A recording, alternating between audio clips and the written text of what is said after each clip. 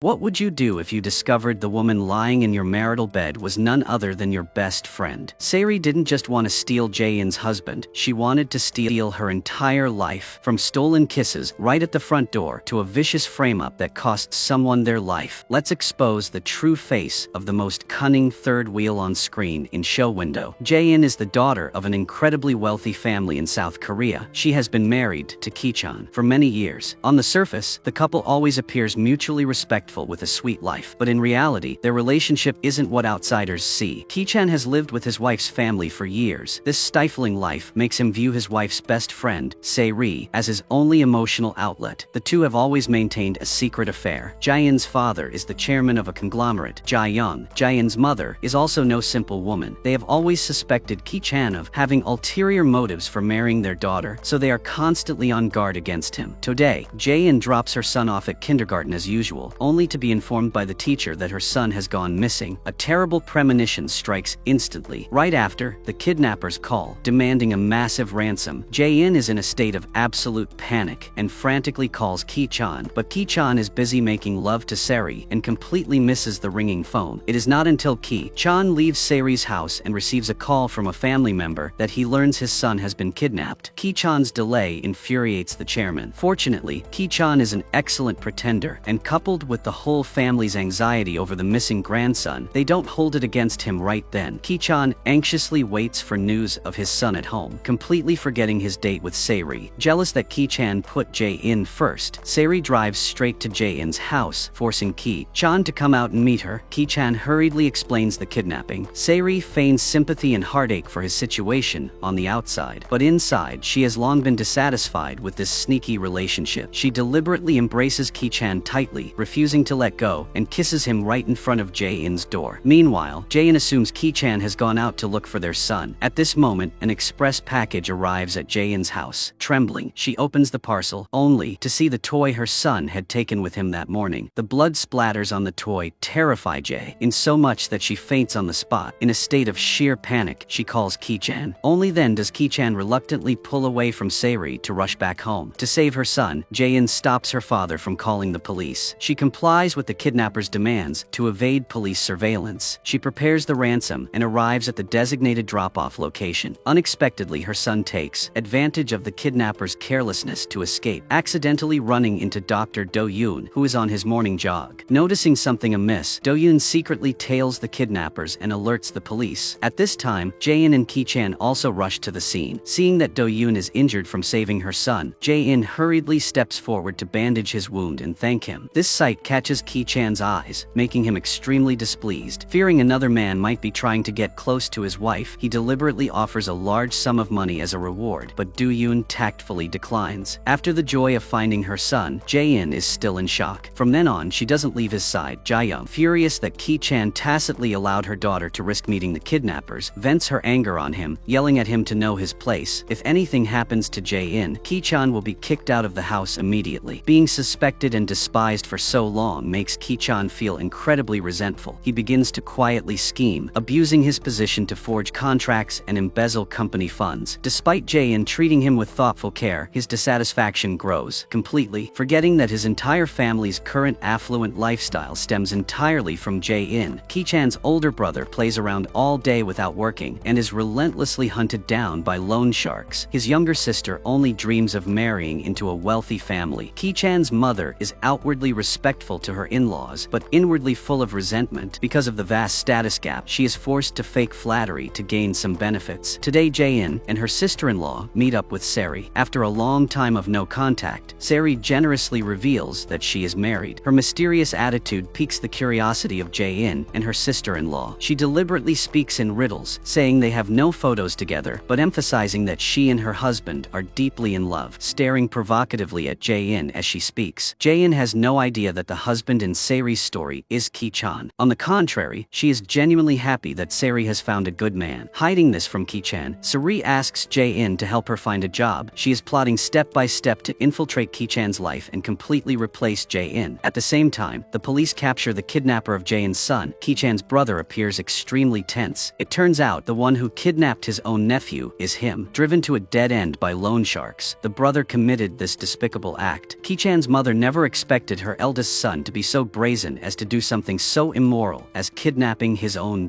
nephew. Fearing that if the truth gets out, the whole family will be despised by their in-laws, she earnestly warns her eldest son to keep his mouth strictly shut and never admit to any involvement in the kidnapping. His mother's scolding makes the brother angrier the more he thinks about it, so he sits down to drown his sorrows in alcohol. Drunk and out of control, he shows up at Jae-in's house. Filled with guilt, he wants to apologize. Just as he is about to tell the truth, his panicked mother covers his mouth. Seeing his brother in this state, Ki-chan feels humiliated and can't help but scold him. During the argument, the brother accidentally blurts out the truth that he is the kidnapper. Ki-chan is utterly shocked, fearing his father-in-law will find out the kidnapper is his brother, making his position in his wife's family even more precarious. He orders his mother to silence his brother, so this secret remains buried forever. However, the crisis Ki-chan faces doesn't end there. Jae-in's aunt, Mi-ran, returns from abroad. Her purpose is clear: to help Jae-in's younger brother take over the company. Jae-in's brother is a rich playboy who only knows how to party. Meanwhile, Ki-chan is a talent who passed the prosecutor exam and has dedicated years of service under the chairman, yet he still can't beat blood ties. This fills Ki-chan with seething resentment. Mi-ran is in desperate need of talent. Out of the goodness of her heart, Jae-in introduces Sari to her and unexpectedly runs into Ki-chan's younger sister there. Recalling her drunken brother-in-law from the other day, Jae-in caringly asks a few questions. The careless and thoughtless sister blurts out that the eldest brother is the mastermind behind the kidnapping of Jae-in's son. Hearing this, Jae-in becomes furious and rushes to her in-law's house to demand answers. Knowing she has no defense, the mother-in-law kneels before Jae-in to beg for forgiveness. Ki-chan happens to witness this scene. His fragile ego is severely wounded. Without asking who is right or wrong, he pulls his mother up and yells at Jae-in for crossing the line. Learning the whole story infuriates Jae-in. Ki-chan deliberately lies, claiming the kidnapping had nothing to do with his brother. It turns out Ki-chan had already made a deal with the gangsters threatening his brother, paying them a large sum to take the fall. Seeing that Ki-chan has smoothed things over, the mother-in-law takes the opportunity to cry foul. She pretends to faint to cover everything up. The whole family's stellar acting fools Jae-in. Worried that Jae-in might still be suspicious, Ki-chan pretends to visit the police station to see the kidnappers. At this point, Jae-in firmly believes Ki-chan isn't lying. On the contrary, she even apologizes to him, feeling she shouldn't have interrogated her mother-in-law without evidence. With the crisis averted, Ki-chan smugly enjoys the thrill of his affair. He foolishly believes he can easily juggle two women without breaking a sweat. But Sari grows resentful because Ki-chan constantly breaks his promises to her to be with his family. She no longer wants to be a lover in the shadows. She wants to stand righteously by Ki-chan's side. Sari deliberately uses an anonymous number to send Jae-in a photo of them in bed to stake her claim. Right at that moment, Ja-young is using her daughter's phone to look at photos of her grandson sent by the kindergarten and accidentally sees the bed photo of Ki-chan and the woman's arm wearing a bracelet. Afraid her daughter will be shocked, the mother quickly deletes the picture, not wanting her daughter to know. When Suri's message causes no ripples, she decides to accelerate her plan, deliberately inviting Jae-in and her husband to dinner. Ki-chan doesn't know their dinner companion is Sari. Seeing her, he is shocked. Her audacity makes him very unhappy. Meanwhile, seeing Ki-chan and Jae-in holding hands tightly makes Sari furious. She intentionally reveals a necklace identical to Jae-in's, saying it's a gift from her husband to sow suspicion. Trusting her husband, Jae-in suspects nothing. Sitting between the two women, feeling extremely uneasy, Ki-chan purposefully spills wine on Jae-in, creating a chance to speak to Sari alone. He demands to know what the hell she is trying to do. Sari warns Ki-chan that she can no longer endure being a secret lover. Meanwhile, Ja-young has realized there's something wrong with Ki-chan, but she doesn't expose her son-in-law's affair. Instead, she subtly warns him not to do anything to hurt Jae-in. Reluctant to let go of the massive fortune within his grasp, Ki-chan promises time and again to bring happiness to Jae-in. But right after Sari shows up at the company as an Havabnen employee, Ki-chan is terrified when he sees her. He never expected to see Sari at his house when he returns. Only then does he learn that Sari has become Mi-ran's subordinate and was invited to the family dinner. Jae-in enthusiastically welcomes Sari, even giving her a tour of their master bedroom. On the outside, Sari is polite and courteous, but inside, seeing Jae-in's harmonious and happy family, she is dying to replace her immediately, thinking about how she's been Ki-chan's secret lover for years while he hesitates to give her a proper title. In a fit of crazed jealousy, she audaciously lies on Jae-in's bed and openly seduces Ki-chan. Unable to resist the temptation, Ki-chan loses control and passionately kisses Sari. It isn't until Jae-in notices notices they've been gone too long and goes looking around the house. Her son, walking with her, pushes the bedroom door open first, but by the time Jae-in steps in right behind him, they have already separated. Sari's step-by-step coercion makes it increasingly difficult for Ki-chan to cope. He knows full well that this woman's lack of control will spell disaster, so the thought of breaking up crosses his mind. However, Ki-chan is the most crucial link in Sari's plan, and she will never let go easily. Expert at bewitching people, she deliberately manipulates Ki-chan into magnifying his repressed feelings. Sometimes she transforms into a gentle, helpless woman who understands his struggles. Besides Sari, Ki-chan regains his manly pride. Even though he knows he's playing with fire, he can't bear to break it off. Ki-chan and Sari continue to maintain their illicit affair. On the other side, Ja-young is determined to drag the mistress into the light. She hires a private investigator to tail Ki-chan and snaps pictures of her son-in-law having a shady meeting with his female subordinate Do-hee outside. In reality, Do-hee is just discussing work with Ki-chan. Looking at the photos, Ja-young mistakenly believes Do-hee is the homewrecker destroying her family. She takes the initiative to meet the employee. The moment they meet, she slaps her hard across the face and forces her to her knees. Ja-young throws down the stack of secretly taken photos. After looking at them, Do-hee explains that the two met for work and there are no personal feelings involved. As for why they were discussing business on the street late at night, Do-hee suggests Ja-young ask Ki-chan for clarity. Furious, Ja-young throws her cup of coffee right over Do-hee's head. After confronting Do-hee, Ja-young secretly asks Sari to keep an eye on Ki-chan and Do-hee's movements. She notices the bracelet on Sari's wrist is identical to the one in the bed photo. After parting ways with Ja-young, Sari ponders her words and guesses that the photo she sent must have been seen by her, which is why she asked her to monitor Ki-chan and his subordinate's relationship. Thinking quickly, she exploits the situation to hatch another plan. Framing Do-hee, Sari deliberately pretends to faint in front of Do-hee so that she will support her to rest aside. Sari takes the opportunity to invite her to dinner to build intimacy and even forces her to accept the bracelet she gives her. Her excessive enthusiasm makes the other woman hesitant to refuse. Having achieved her goal, Sari deliberately takes numerous photos of Do-hee and Ki-chan exchanging work details. Ja-young looks at the photos Sari sends. Seeing the bracelet on Do-hee's wrist further cements her misunderstanding. Falling for the trick, Ja-young immediately heads to the company to demand Ki-chan and Jae-in divorce. The decisiveness of Ja-young terrifies Ki-chan. He thought his affair with Sari had been exposed, but unexpectedly, the evidence Ja-young presents is the photo with Do-hee. Ki-chan instantly breathes a sigh of relief. Just then, Do-hee walks in serving tea. Ja-young throws the tea at her. This time, Ki-chan can no longer sit still. He demands Ja-young apologize and repeatedly explains that he and his subordinate have no romantic relationship. Seeing him stubbornly refuse to confess until faced with evidence, Ja-young throws out the secretly taken photos of him and Do-hee. Then, she grabs Do-hee's wrist, pointing out clearly that the woman's arm resting on Ki-chan's chest in the photo sent to Jae-in was also wearing this bracelet. She was afraid Jae-in would see the photo, so she secretly deleted it. Ki-chan realizes Ja-young had him followed. Hearing Ja-young's words, Do-hee finally realizes she has been framed by Sari. Saving face for Ki-chan, she doesn't expose his affair with Sari in front of Ja-young, but she gives an ultimatum. Ki-chan must admit his mistake within one day and make Ja-young apologize to her, or else she will expose his relationship with Sari to the entire company. Driven into a corner, an extremely anxious Ki-chan vents his anger on Sari, detailing the whole incident. Sari retorts that it seems Ja-young has suspected him for a long time, which is why she sent someone to secretly tail him. For all these years, she has always treated Ki-chan as an outsider and kept her guard up against him. Sari's every word strikes Ki-chan's sore spot, turning his frustration into resentment toward Ja-young. At the same time, Ki-chan's affair provokes Ja-young, reminding her of how her husband, the chairman, also had an illegitimate child outside, Jae-in's younger brother, and brought him back to force her to raise him. Extreme agony gnaws at her mind. Afraid her daughter will repeat her mistakes, she spends her days anxious, unable to eat or sleep. Waking up from a nightmare, she receives a photo of Ki-chan meeting Do-hee. Sent by the detective, in a split second, blinded by rage, a terrifying plan forms in her mind. She takes her youngest son's car. While her son is fast asleep in the vehicle, she drives straight into Do-hee, walking in the rain. The reason Do-hee met Ki-chan was still about work. Ki-chan's doctoring of the company books was discovered by Do-hee. Her initial intention was to make him confess honestly. While explaining to Ja-young that she wasn't the third party, Ki-chan pulls out a sum of money, wanting to use it to buy Do-hee's silence, but she only cares about her reputation. Sari, eavesdropping nearby and unable to sit still, kill, also joins in to persuade Do-hee. Frustrated by the unjust grievance with nowhere to vent, Do-hee throws her glass of water right into Saeri's face to return all she's been put through. Seeing Do-hee walk away, Ki-chan also leaves the cafe, just in time to witness her being hit by Jae-young's car to silence her. Beside him, Saeri brainwashes Ki-chan that this incident stems from his affair. Therefore, the person who was run over and killed could very well have been him. Having his life threatened begins to twist Ki-chan's psyche. If Do-hee dies, then whether it's the company issue or the affair, everything can end right here. Seeing Do-hee struggling, trying to sit up, Ki-chan drives his car and rams into her again. Only when Do-hee is completely dead does he drive away. Jae-young and Ki-chan, each carrying their own thoughts, are both recalling if their crime left behind any evidence. Not long after, the police arrest Jae-in's younger brother on charges of hit and run. The chairman is extremely worried upon hearing his son's arrest and demands the police investigate the case thoroughly. Jae-young thought she had committed the act flawlessly. Little did she know that Ki-chan had proactively provided the home surveillance footage to the police. The video clearly records that before the crime occurred, Jae-young drove her youngest son's car out, and after the incident, she drove the car back home. Jae-young's crime is exposed. Faced with the undeniable truth, she angrily smashes her computer. The police arrest Jae-young on murder charges. Ki-chan can't suppress the smugness in his heart. His crime has been covered up, and the mother-in-law who always kept her guard up against him has become his scapegoat. Killing two birds with one stone has helped him eliminate all obstacles. Just as he is rejoicing in his complacency, a mouthful of fresh blood spews from his mouth. Panicking, Jae-in rushes Ki-chan to the hospital. Only then do they find out Ki-chan's stomach illness has become so severe that his stomach has perforated. Fortunately, he is treated in time, so his life is not in danger. Suri hurries to the hospital to ask a few concerned questions, then shifts to asking about the car accident case. Ki-chan can't help but smile smugly. Suri understands instantly, knowing their plan has been a complete success. Jae-young has fallen into their trap and become the fall guy. Ki-chan is still immersed in the joy of his victorious scheme. He had no idea Suri had already started planning for the next step. She deliberately approached Ki-chan's mother, telling her about Jae-young's suspicion of Ki-chan's infidelity. She informed her that Ki-chan was always guarded against by Jae-young, and emphasized that the stomach medicine Ki-chan took was procured by Jae-young. Feeling sorry for her son, Ki-chan's mother sneaked into Jae-in's house to take the medicine for testing. Sure enough, she discovered the medicine was full of ingredients harmful to the stomach. Furious, Ki-chan's mother brought the test results to her son, then ran off to find the in-law chairman to demand justice. Crying, she recounted how her son had to live at his wife's house, walking on eggshells around his parents-in-law. Hearing the news, Jae-in went to her mother-in-law and explained that the medicine Ki-chan took wasn't bought by her mother, but was something she had asked a friend to help buy. For specific details, Jae-in sought out that friend to confront her. That person was none other than Saeri. The doctor who prescribed the medicine for Jae-in had resigned. Saeri pretended to know nothing to deceive Jae-in and brush it off. Jae-in ran everywhere looking for the doctor, but Saeri had already colluded with the doctor, taking the money and running away. Hearing that the medicine was given by Jae-in, Ki-chan didn't believe his wife would harm him. Seeing her plan to sow discord fail, Saeri was extremely furious. Ki-chan comforted Saeri, telling her to wait a little longer. He would seize Jae-in's family company as a wedding gift for her. Overjoyed, Saeri threw herself into Ki-chan's arms again, dreaming about their happy life in the future. Only, Saeri completely never expected that Jae-in had found the doctor at a casino and brought him back to confront her. Saeri stubbornly refused to admit it. The doctor suggested checking the surveillance cameras. Seeing the clear evidence right before her eyes, Saeri couldn't deny it and had to admit that out of jealousy over Jae-in and her husband's relationship, she harbored ill intentions. She knelt down and begged for Jae-in's forgiveness. Jae-in softened, but this friend had hurt the person she loved the most. She couldn't easily forgive Saeri and turned to walk away. Right after, Saeri completely changed her attitude, running to the hospital to kiss Ki-chan passionately to salvage the situation. This scene was accidentally seen by Ki-chan's mother. Additionally, Saeri anonymously sent a false message to the victim's older brother, Do-yoon. She deliberately described Do-hee's death as Jae-young, suspecting her of seducing Ki-chan, and to protect her daughter, Jae-young developed the intention to kill. Saeri wanted to use Do-yoon to exact revenge on Jae-in, causing her to lose all her honor and career. However, Do-yoon suppressed his desire to kill Jae-in. He couldn't blame his sister's death on the innocent woman standing before him. In another development, Jae-in decided to move into her in-law's house to compensate for the grievances Ki-chan had to endure. Her mother-in-law welcomed her outwardly, but vehemently opposed it inwardly. This daughter-in-law from a privileged background made her afraid to boss her around casually, and she also had to cater to her moods. What worried her even more was her son's affair with Jae-in's best friend. She knew full well her son had gambled everything to become the heir to Jae-in's family conglomerate. She was afraid her son would lose everything because of a woman. Therefore, she planned to take action to deal with Se-ri. Just as Jae-in proposed wanting to return to work at the company, her mother-in-law, who was fretting over how to get rid of Se-ri, agreed immediately. She wanted to place Jae-in next to Ki-chan to prevent his affair. Coincidentally, just as Jae-in got her mother-in-law's approval to return to work, she suddenly felt nauseous. Seeing this, her mother-in-law was overjoyed. Guessing Jae-in might be pregnant, she hurriedly informed Ki-chan, hoping this news would make him change his mind. Meanwhile, Se-ri, always harboring the illusion of teaming up with Ki-chan to swindle Jae-in's family fortune and become the legal wife, flew into a rage at Ki-chan upon sensing the danger. He clearly already had her. Why did he still touch Jae-in when he went home? Ki-chan wore a look full of awkwardness, not even daring to show his joy of becoming a father. Se-ri demanded Ki-chan divorce immediately. Ki-chan used the excuse of not having obtained the assets yet to tell her to wait. Although unwilling, Se-ri couldn't think of a countermeasure at the moment and had to temporarily hold off taking action. At the same time, Jae-young still always believed that with her family's power, even if she ran someone over and killed them, she wouldn't be punished. She demanded her husband, the chairman, get her out of prison immediately. However, his wife's terrifying nature made the chairman feel scared, and he didn't dare release her. He never thought his wife could be so immoral as to make their own son take the fall for her crime. Jae-young, not being released for a long time, came up with a way to fake an illness to escape punishment. Hearing the news that her mother was hospitalized due to illness, Jae-in rushed to visit, only to be surrounded by a swarm of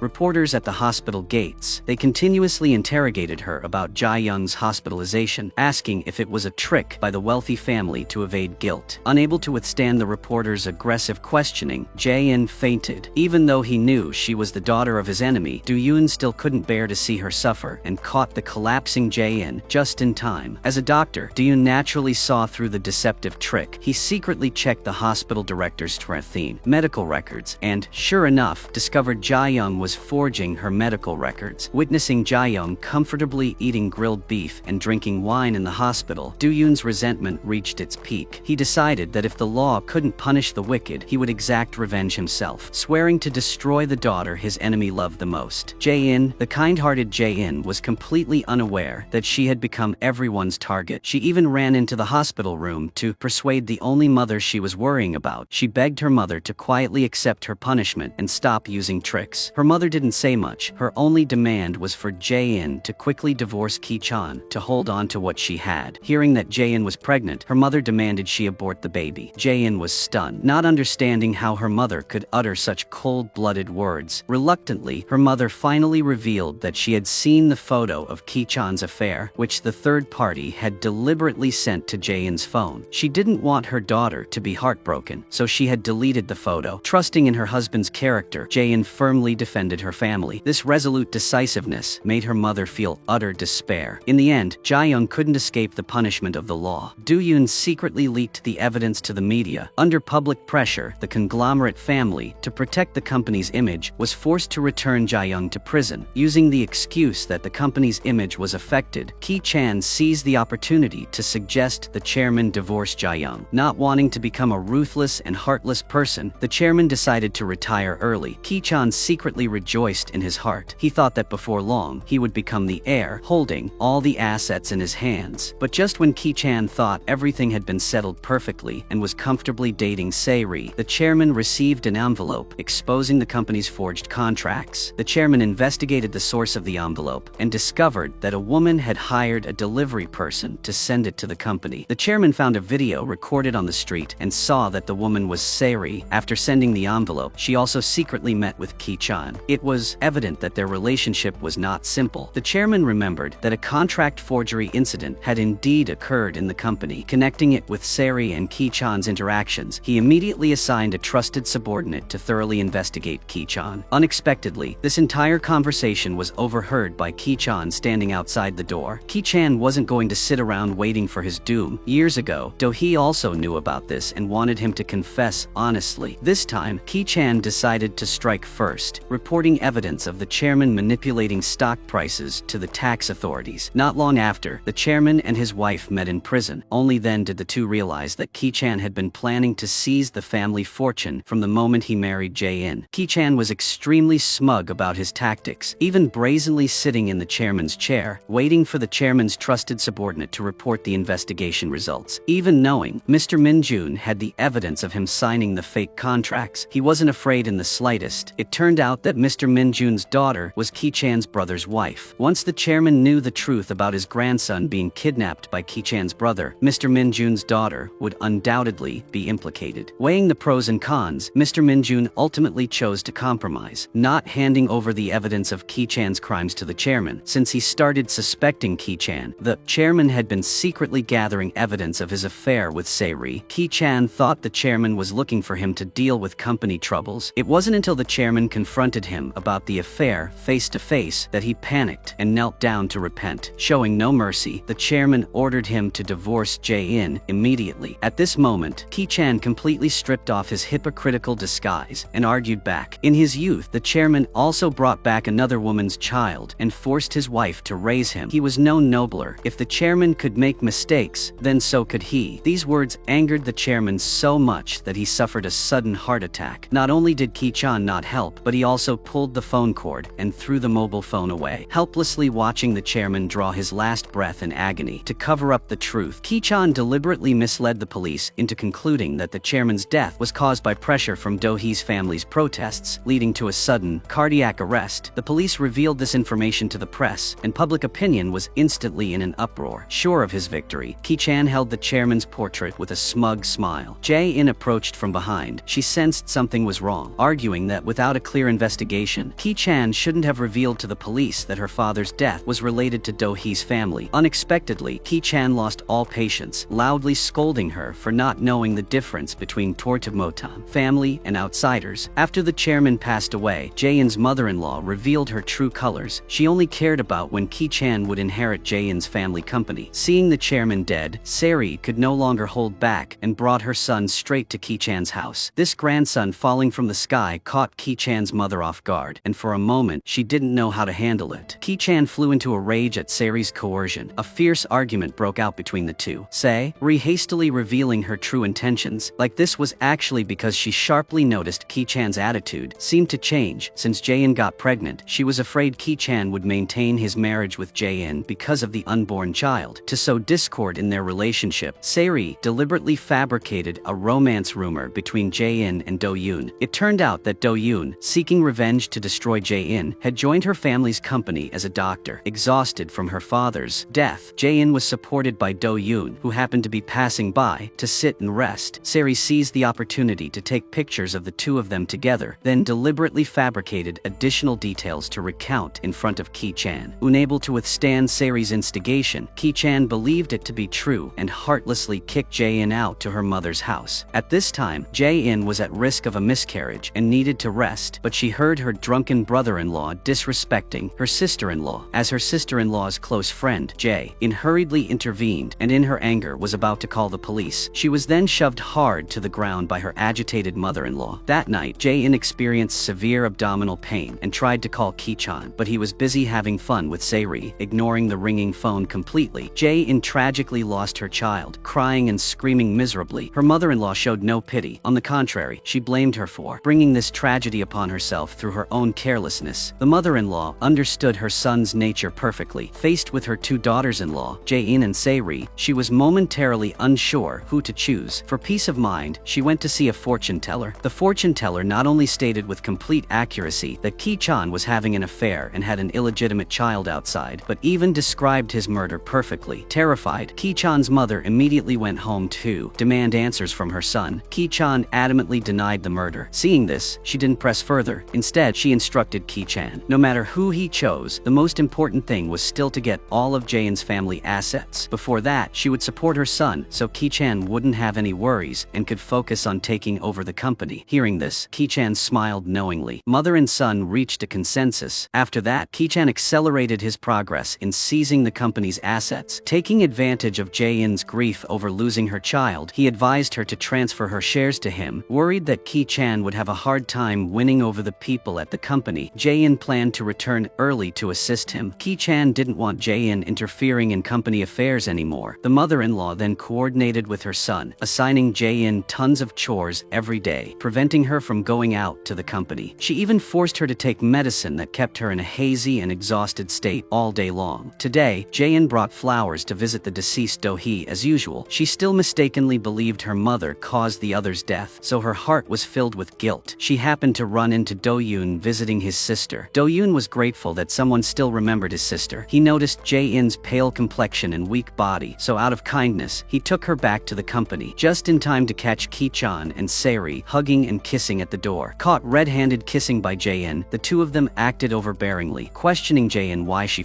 was with Do-yoon. Trembling, Jae-in demanded to know the relationship between Saeri and Ki-chan. She even humbled herself, saying that even if there was an ambiguous relationship between them, she could be tolerant. Flying into a rage, Ki-chan turned to scold Jae-in for not taking good care of him and their child because of the miscarriage. Seeing the couple arguing, the mother-in-law pretended to intervene, but in reality took advantage of the chaos to force Jae-in to drink a sedative so Ki wouldn't have the strength to pursue Ki-chan's private affairs. To completely control Jae-in, the mother-in-law orchestrated a charade where someone slashed her clothes to shreds and then blamed it on Jae-in. Jae-in was drowsy every day, having absolutely no memory of the clothes slashing incident. No matter how she defended herself, her mother-in-law pretended not to hear. Ki-chan also grew increasingly cold towards her. Under the suspicious gazes of the whole family, Jae-in gradually wavered, starting to doubt if she was actually losing her mind. Ki-chan was extremely satisfied with his mother's tactics. Taking advantage of Jae-in not being clear-headed, he tricked her into signing an adult guardianship consent form. The moment she signed, psychiatric hospital staff suddenly appeared, forcibly taking the defenseless Jae-in away. Ki-chan bribed the doctor, ordered that Jae-in be forbidden from contacting the outside world, and completely blocked the news of her imprisonment. Even up to this point, Jae-in still considered Ki-chan her last hope for survival, trying to prove she was mentally sane. She had no idea that Ki-chan no longer wanted to continue acting in this charade. He admitted to her that her first and biggest mistake was choosing to marry him. In the psychiatric hospital, Jae-in suffered a total breakdown, attempting to escape many times, but because the hospital was heavily guarded, she failed every time. Noticing Jae-in's unusual disappearance, Do-yoon also happened to catch Ki-chan and Saeri holding hands in a secluded place. Do-yoon pieced the events together, hypothesizing that Ki-chan and Saeri were already together before his sister's accident. This proved his sister was a victim of their illicit affair. Do-yoon felt some sympathy for Jae-in's situation, but thinking back that Ja-young had killed his sister, he was determined to make Jae-in suffer too. During that time, Jae-in secretly called her younger brother for help when no one was looking. Unexpectedly, her brother had already believed Ki-chan's words. He thought Jae-in was having a mental breakdown and receiving treatment at the hospital, so he hurriedly hung up, having no doubts about Jae-in's circumstances. This conversation was accidentally overheard by Do-yoon. He went to the psychiatric hospital, lied that he was authorized by Ki-chan to inspect, and then led Jae-in out of there. At the same time, thinking he had taken care of everything, Ki-chan brazenly brought Saeri and their son home, declaring Saeri as his official wife from now on. After finally escaping with great difficulty, recalling the words Ki-chan had whispered in her ear, Jane couldn't believe the husband she had shared her life with would treat her like this. She immediately went to find Ki-chan for a confrontation. Ki-chan gripped Jae-in's wrist tightly, stopping her from continuing to make a scene. Looking at the cold man before her, Jae-in momentarily couldn't hold back and bit his hand hard. Hearing the scream, Miran ran to the office. Seeing this scene, she thought Jae-in was truly crazy. No matter how Jae-in explained, Miran refused to believe she was mentally sane. Jae-in went to the hospital for a checkup, wanting to prove she was a normal person, fearing his evil deeds would be exposed before the shareholders' meeting and affect his memories. This promotion, Ki-chan bribed the hospital director to forge Jae-in's psychiatric examination results. Jae-in thought that upon returning home, she would receive the support of her aunt and brother to go all out for revenge. But faced with Ki-chan's forged medical certificate, no matter what she said, her closest relatives refused to believe her. Ki-chan even falsely accused Jae-in of infidelity during their marriage, declaring they were already divorced and presenting the divorce papers. Jae-in was dumbfounded. She had absolutely not committed adultery, nor had she ever signed divorce papers. It turned out that last time, when tricking Jae-in into signing the adult guardianship consent form, Ki-chan had slipped the divorce papers in, and Jae-in, unaware, had signed her name. In extreme anger, Jae-in grabbed Ki-chan's collar. The more agitated she became, the more Miran and Sungwoo thought there was something wrong with her nerves. Driven to a dead end, the only person person Jae-in could trust at this moment was Do-yoon. Accompanied by Do-yoon, she switched to another hospital for a health checkup. Do-yoon helped her piece the whole event together. Jae-in suddenly remembered that after her miscarriage, her mother-in-law had given her tonics. Although said to be tonics, they were very similar to the sedatives she took in the psychiatric hospital. Jae-in took a risk and ran back to her in-laws' house, intending to take the medicine for testing. She couldn't find the medicine, but accidentally discovered that Ki-chan and Se-ri had already moved into her bedroom. Beside them was a 6-year-old boy. Only then did she shockingly realize that Ki-chan and Se-ri had been together for a long time. She was the only one being deceived. The immense feeling of humiliation jolted her awake immediately. Her sister-in-law was her friend, yet she had always lived at her in-laws' house. She clearly knew Se-ri had usurped her family, but hadn't uttered a single word. Jae-in hated that she couldn't tear those two apart right then and there. However, Ki-chan and Se-ri smooth-talked their way out of it, deceiving Miran by explaining that they only got together after Jae-in suffered from a mental illness. Miran believed them completely, even showing great sympathy for Ki-chan's choice. Very soon after, Jae-in found out they were getting married. Determined to become the Avenger, Jae-in, carrying bone-deep hatred, sent a funeral wreath and a mourning portrait to the newlyweds. She then dumped a pile of coins as wedding money. Jae-in's act of crashing the wedding infuriated Se-ri. Se-ri deliberately chased after the departing Jae-in, declaring that her son was Ki-chan's biological child. Even though the two had registered their marriage in the US early on and were legally husband and wife on paper, Jae-in coldly reminded her that this is South Korea. She sneered that here, Se-ri ultimately only bore the status of a concubine. The moment she finished speaking, Jae-in grabbed a glass of water from a serving tray and threw it straight into Se-ri's face without hesitation. Jae-in's actions also angered Ki-chan. Guessing that Jae-in would definitely return to pick up her son, he reported her to the police, intending to forcibly send her back to the psychiatric hospital. Fortunately, Do-yoon brought her health checkup results just in time, proving Jae-in's mental state was perfectly normal, and Jae-in was released. She was extremely grateful to Do-yoon. Little did she know that Do-yoon had no pity for her situation. He deliberately saved her from the psychiatric hospital so she would fall into an even worse predicament. Jae-in was single-mindedly determined to take back the company, persuading her aunt and brother to transfer their shares to her, but she had been away from the company for too long, and moreover, after the chairman passed away, the majority of the shareholders supported Ki-chan. Taking back the company was incredibly difficult. Even so, Jae-in still wanted to give it a try, not hesitating to sell her house to raise money. But what she didn't expect was that Se-ri would shamelessly buy this very house. Furious, Jae-in wanted to cancel the contract. Se-ri presented the contract, demanding she pay 5 times the amount as compensation. At this moment, Jae-in suddenly snapped awake, recalling that back in high school, her mother had seen through Se-ri's true nature. She reminded Jae-in that Se-ri was always copying her, trying to become a noble lady just like her. That was why she bought her house now. Se-ri shared the exact same name as Jae-in. Unwilling to accept that she and Jae-in had completely opposite lives, she always targeted Jae-in, stealing everything she had. At this time, the trusted subordinate who had helped Ki-chan cover up the evidence of his crimes, feeling guilty towards the chairman, secretly met with Jae-in, letting her know that the chairman had suspected something was wrong with Ki-chan while he was alive. The first person to discover Ki-chan's secret was Do-hee. As to why Madam mistakenly believed Ki-chan had an affair with Do-hee, he didn't know for the time being, but he affirmed he wouldn't give up. Investigating, as Jae-in prepared to run for the chairmanship, Mr. Min-joon decided to lend a hand. Jae-in ran around trying to persuade the major shareholders, hoping to gain more support. She went to beg her mother, who was also a shareholder, to vote for her. Her mother set a strict condition. If Jae-in won the election, the first thing she must do was kick her brother out. Jae-in didn't want relatives harming each other, so she disagreed. Her mother's attitude was extremely resolute, refusing to compromise, but she loved her daughter after all, so at the last minute, she still decided to support her. Miran was responsible for going to the prison to get the power of attorney, and specifically probed her sister-in-law's attitude towards Jae-in's brother. Ja-young was adamant, refusing to accept this illegitimate child and wanting to kick him out of the house immediately. Seeing her sister-in-law so heartless towards her nephew, Miran decided to support Ki-chan, altering her sister-in-law's proxy vote to vote for Ki-chan as chairman. Just when Jae-in thought victory was in her grasp and the chairman's seat was within reach, the host announced that Ki-chan had won enough votes to officially become the company's chairman. Only then did Jae-in realize Miran and Sung-woo had betrayed her long ago. It turned out Miran thought Jae-in was fighting for the chairman's seat solely for revenge. In her mind, Sung-woo was the eldest son of the family. Even if he was an illegitimate illegitimate child. He was the only one with the right of inheritance. Miran even used the buy shares in her hand as a threat, forcing Ki-chan to sign a pledge guaranteeing Sungwoo would inherit the chairmanship in the future. Only then did she vote for Ki-chan. Betrayed by her relatives, Jae-in lost everything, having poured all her assets into buying company stock. Miran even took advantage of her difficulty, wanting to buy all the shares she held. Jae-in flatly refused. Afterwards, she dragged her suitcase, wandering aimlessly on the streets. She found a random street stall and drank until she lost consciousness. Just then, Do-yoon's investigation made a breakthrough. He discovered that the medicine the former mother-in-law had always given Jae-in was a sleeping pill prone to causing hallucinations. Do-yoon wanted to tell Jae-in this news. By chance, he found out she was dead drunk on the street with nowhere to go, so he brought her home. Seeing Jae-in in such a pitiful state, Do-yoon's mother temporarily let her stay. Indignant, Jae-in was determined to seek revenge. She reported Sari to the police for attempted murder. Previously, Ki-chan vomiting blood was exactly because of the medicine from the doctor Sari recommended. Back then, out of consideration for their friendship, Jae-in had let Sari off the hook. This time, she was determined to make Sari face her rightful punishment. Ki-chan couldn't have imagined Sari would want to kill him. With a face full of fury, he followed them to the police station, and after the investigation was over, took Sari back to the company. He warned her she must confess everything and not hide a single word. Sari put on a pitiful face, justifying that killing Ki-chan wouldn't benefit her at all. It was all Jae-in framing her to destroy their marriage. Recalling Sari's sacrifices and forbearance for him, Ki-chan believed her words. After pacifying Ki-chan, Sari secretly contacted the doctor, using a large sum of money to bribe him, preventing him from testifying at the police station to cover up her evil deeds. Seeing this, Jane planned to hold a press conference to announce Ki-chan's crimes, but Ki-chan easily used his power to block her from releasing the information. Looking at the prepared conference room without a single reporter showing up, a sense of failure overwhelmed Jae-in. She knew full well she couldn't fight Ki-chan, let alone get her son back. This agonizing pain made it hard for her to bear. Driven into a dead end, Jae-in threw away her pride and begged Ki-chan, hoping Hever would yield the custody of their child to her. Perhaps feeling guilty towards Jae-in, Ki-chan felt a pang of compassion, promising that as long as she withdrew all lawsuits, he would agree to return the child to her. Unexpectedly, their conversation was overheard by Sari. Sari vehemently disagreed, even forcing Jae-in to kneel and beg her. If it weren't for Jae-in, she wouldn't have had to change to her current name. Back in high school, Jae-young was annoyed by Sari imitating her daughter and even exploiting having the exact same name to deceive outsiders, making people think she was a young lady from a privileged background. Furious, Jae-young ordered Sari to change her name. Sari and her mother had to kneel and apologize, promising to change it. Sari still remembered the humiliation of that day. Now she ordered Jae-in to kneel. The moment Jae-in knelt, Sari felt the pent-up frustration of all those years finally released, reveling in it immensely. Ki-chan couldn't bear to watch anymore. He pulled Jae-in up and told her to go home and wait for news. This protectiveness drove Sari crazy with jealousy. At the same time, Sari realized Ki-chan loved his son with Jae-in more. The dissatisfaction in her heart spurred her to devise a wicked plan. She lied, saying she would let Jae-in see her son. Jae-in, overjoyed at the thought of seeing her child, rushed to the meeting place, but waited forever without a trace of him. Meanwhile, Sari's son, hearing his mother say she would let his older brother go see his real mother, secretly told Jae-in's son this news. Unable to hold back, the little boy sneaked out to the meeting place to find Jae-in. While crossing the street, a truck hurtled towards him, ramming into the boy running toward Jae-in. Her son's death caused Jae-in to suffer a total breakdown. Unaware of the truth, Ki-chan vented all his pain from losing his son onto Jae-in. He blamed her, saying it was because she insisted on seeing her son that the boy met with an accident. The child's death terrified Sari immensely. Her original plan was to bribe a gang leader to kill Jae-in, making it impossible for Jae-in to appear before Ki-chan ever again. Unexpectedly, the driver found by the gang accidentally killed Jae-in's son. Instead, Sari had just finished talking on the phone with the gang leader, and turning around, saw her son standing right behind her. The little boy asked where his older brother was, even saying it was he himself who told his brother that Sari allowed him to go meet his real mother. Hearing this, Sari felt things were going wrong. She told her son he must keep this a secret in his heart and not tell anyone. Otherwise, mother and son would be separated. The young boy promised Sari he wouldn't tell anyone. At this point, the greedy gang leader saw this news as a cash cow, continuing to extort her. Sari knew full well that if Ki-chan found out his precious son was indirectly killed by her, she would never be able to stay by his side. So she decided to use money to solve the problem. But just as she was making the transaction with the gang, Ki-chan caught them. He overheard their conversation, learning the truth about his son's death. In a moment of desperation, the gang leader confessed that Sari was the mastermind behind it. Panicking, Sari wanted to explain, but Ki-chan cut her off. He wouldn't hear a word of it. Furious over his son's death, Ki-chan exploded in rage. Sari knelt down and admitted her fault, confessing that the person she wanted to eliminate was Jae-in, the thorn in her side. As for why Jae-in's son appeared there, it must have been Jae-in secretly calling him out, indirectly causing his death. Afraid Ki-chan would abandon her, their fierce argument startled his mother. Not daring to tell the truth, Ki-chan had to temporarily suppress his anger. Ki-chan confirmed the truth with the gang, learning Sari originally intended to kill Jae-in, and his son's death was a mistake. Only then did he stop holding it too much against Sari. In another development, Mi-ran and Sung-woo learned of their nephew's passing. Pitying Jae-in, they gave her some money for consolation. Jae-in, however, felt that if her aunt and brother hadn't initially refused to support her, things wouldn't have reached this point. Mi-ran completely blew up, scolding Jae-in for being just as selfish as her mother in prison. In a fit of rage, she blurted out the truth. The chairman never wronged Jae-in and her mother, and Sung-woo was actually her biological son. She would do everything in her power to help her son fight for the chairman's seat. Only then did Jae-in understand her mother had always misunderstood her father, and her father had never explained, which twisted her mother's psyche. Mi-ran also warned Jae-in not to tell Jae-young the truth. She was afraid Jae-young would harm her son. As for Jae-young, the reason she hadn't been released from prison for so long was exactly because Ki-chan was playing tricks behind her back. To get out early and save her daughter, Jae-young was forced to agree to transfer her company shares and the art gallery business at a dirt cheap price. But when she returned home, she discovered the owner of the house had changed to Ki-chan's family. She bitterly resented Jae-in's foolishness. If her daughter had listened to her warnings, she wouldn't have lost the company, lost her child, and been kicked out of her home. But no matter how angry she was, it couldn't change reality. Jae-in recalled that after the driver who caused the accident was found, everyone pointed fingers at her as the murderer who killed her son, Won-ho. She agonized over the thought. If it weren't for her weakness, her gullibility, and her subsequent insistence on seeing her son, perhaps none of this would have happened. In utter despair, she sat where her son's ashes were buried, and tending it developed suicidal thoughts. Do-yoon looked for Jae-in everywhere to no avail. Realizing she most likely went to visit her son, he immediately ran to the lake, pulling back Jae-in, who was walking out to the middle of the water just in time. Seeing Jae-in's agonizing and broken state, Do-yoon thought he would feel elated having achieved his revenge. But inside, he didn't feel happy at all. He suddenly didn't want to hate Jae-in anymore. Instead, he decided to help her find out the truth about Hwang, her son's death together. Previously, the driver turned himself in, claiming he was driving drunk and accidentally ran over her son. But Jae-in discovered the driver was in the terminal stages of a terminal illness, and furthermore, due to health reasons, didn't drink alcohol at all. Clearly, the driver was lying to cover something up, and Jae-in refused to give up the investigation. During this time, she lived at Do-yoon's house, and whenever she felt tired, she often spent time with Do-hee's daughter. The little girl's cheerfulness and understanding gradually healed her emotional wounds. By chance, Jae-in was shocked to discover the little girl's mother was the Do-hee who was killed by her mother's car years ago. This sudden truth filled her with a sense of guilt towards the little girl. Realizing she had been receiving care from Do-hee's family all this time, Jae-in was too ashamed to face them, quietly packing her bags and tending to leave. Seeing her luggage, Do-yoon knew she knew everything, but he didn't want Jae-in to leave. He wanted her to stay, treating living together as a form of atonement. At this point, Do-yoon still hadn't realized he no longer hated Jae-in, and was even grateful that she was by his niece's side, imperceptibly replacing a mother's role. Do-yoon urged Jae-in to be strong. She had to seek justice for her deceased son. Jae-in sought out the driver again, hoping he would tell the truth. The driver showed strong resistance to her appearance, but Jae-in didn't give up, planning to visit again the next day. On the way, she coincidentally saved the driver's son from almost being hit by a car. The driver's wife was extremely grateful, urging her husband to tell the truth. Remembering Jae-in's grace in saving his son, the driver finally confessed to the police that he was ordered by the gang to kill Jae-in, and ended up mistakenly killing her son. Following the clues, the police arrested the gang leader, but Ki-chan, afraid Sari's actions being exposed would affect his position at the company, used his connections to get him out. The sight of the gang leader bowing and scraping to thank Ki-chan was accidentally witnessed by Jae-in, who had just rushed over. Combined with the driver's testimony, Jae-in finally understood the person who wanted to take her life back then was Ki-chan. A towering hatred completely swallowed Jae-in, and she tried to suppress her anger, understanding that only by hiding her emotions and finding solid evidence evidence could she completely bring down Ki-chan. In another development, after Ja-young got out of prison, Ki-chan set his sights on the assets in her hands. He colluded with a lawyer to trick her into investing. Ja-young thought she could rely on this investment to avenge her daughter. But unexpectedly, she was swindled clean, losing even her last bit of savings. Having no home to return to, she was taken in by Mr. Min Jun. Used to living a life of luxury, she still maintained her overbearing habit of ordering her subordinate to find a lawyer to get her assets back. Mr. Min Jun knew her personality well, so he gladly accepted but said nothing more. Now that he himself had nothing, how could he possibly have the ability to solve such a difficult problem? At the same time, Do-yoon's uncle still hadn't given up investigating the cause of Do-hee's death. He found a video clip showing Do-hee meeting Ki-chan at a cafe. Then Sari arrived, and Do-hee angrily threw water in Sari's face. This unusual action made Oh-sung suspicious. Do-yoon and Jae-in studied the video together, and many truths gradually came to light. It turned out Do-hee had discovered Ki-chan and Sari's affair. To keep it a secret, Sari deliberately directed the suspicion of the affair onto Do-hee, which led to Ja-young. In a moment of agitation, wanting to run her over, Jae-in went to Mr. Min Jun to understand the situation again. Learning that Do-hee held evidence of Ki-chan forging contracts while she was alive, Jae-in intended to use the driver to find more evidence of Ki-chan's crimes, but then received the bad news that the driver suddenly died of a heart attack. With the key witness dead, the investigation into her son's death case was also suspended. This coincidence made Do-yoon inevitably suspect Ki-chan had a hand in it. The two realized acting alone wouldn't bring success, so they decided to join forces and cooperate. Jae-in changed her appearance, putting on a disguise, and taking the alias Kung-ja, she infiltrated the company as a consultant under Do-yoon. But Ki-chan's sister liked Do-yoon, constantly running to the infirmary. Seeing Kung-ja looked very much like her former sister-in-law Jae-in, she took advantage of Do-yoon's absence to probe. Jae-in first praised Ki-chan's sister for being pretty, then exposed her thoughts of liking Do-yoon, expressing willingness to play matchmaker for her. After chatting a bit, the two girls drank coffee and gossiped. The sister touched Kung-ja's naturally curly hair, thinking to herself that her hair texture was too dry. Jae-in always used expensive shampoo. Her hair was as smooth as silk, so Kung-ja definitely wasn't Jae-in. When the lunch break was over, Jae-in walked the sister out, accidentally spotting an advertising poster on the wall. The company was about to hold a design competition. The blind selection mechanism provided her an opportunity to officially stay at the company. At the same time, Ja-young was living at Mr. Min Jun's house. Even though she had reached a dead end, she still couldn't let go of her arrogance, making her subordinate serve her in everything. Jae-in felt guilty towards the subordinate in her heart, urging her mother to face reality and stop behaving excessively like in the past. But her mother wouldn't listen to a single word. She couldn't accept her decline in life, used to having people serve her, and stubbornly thought that the subordinate had made a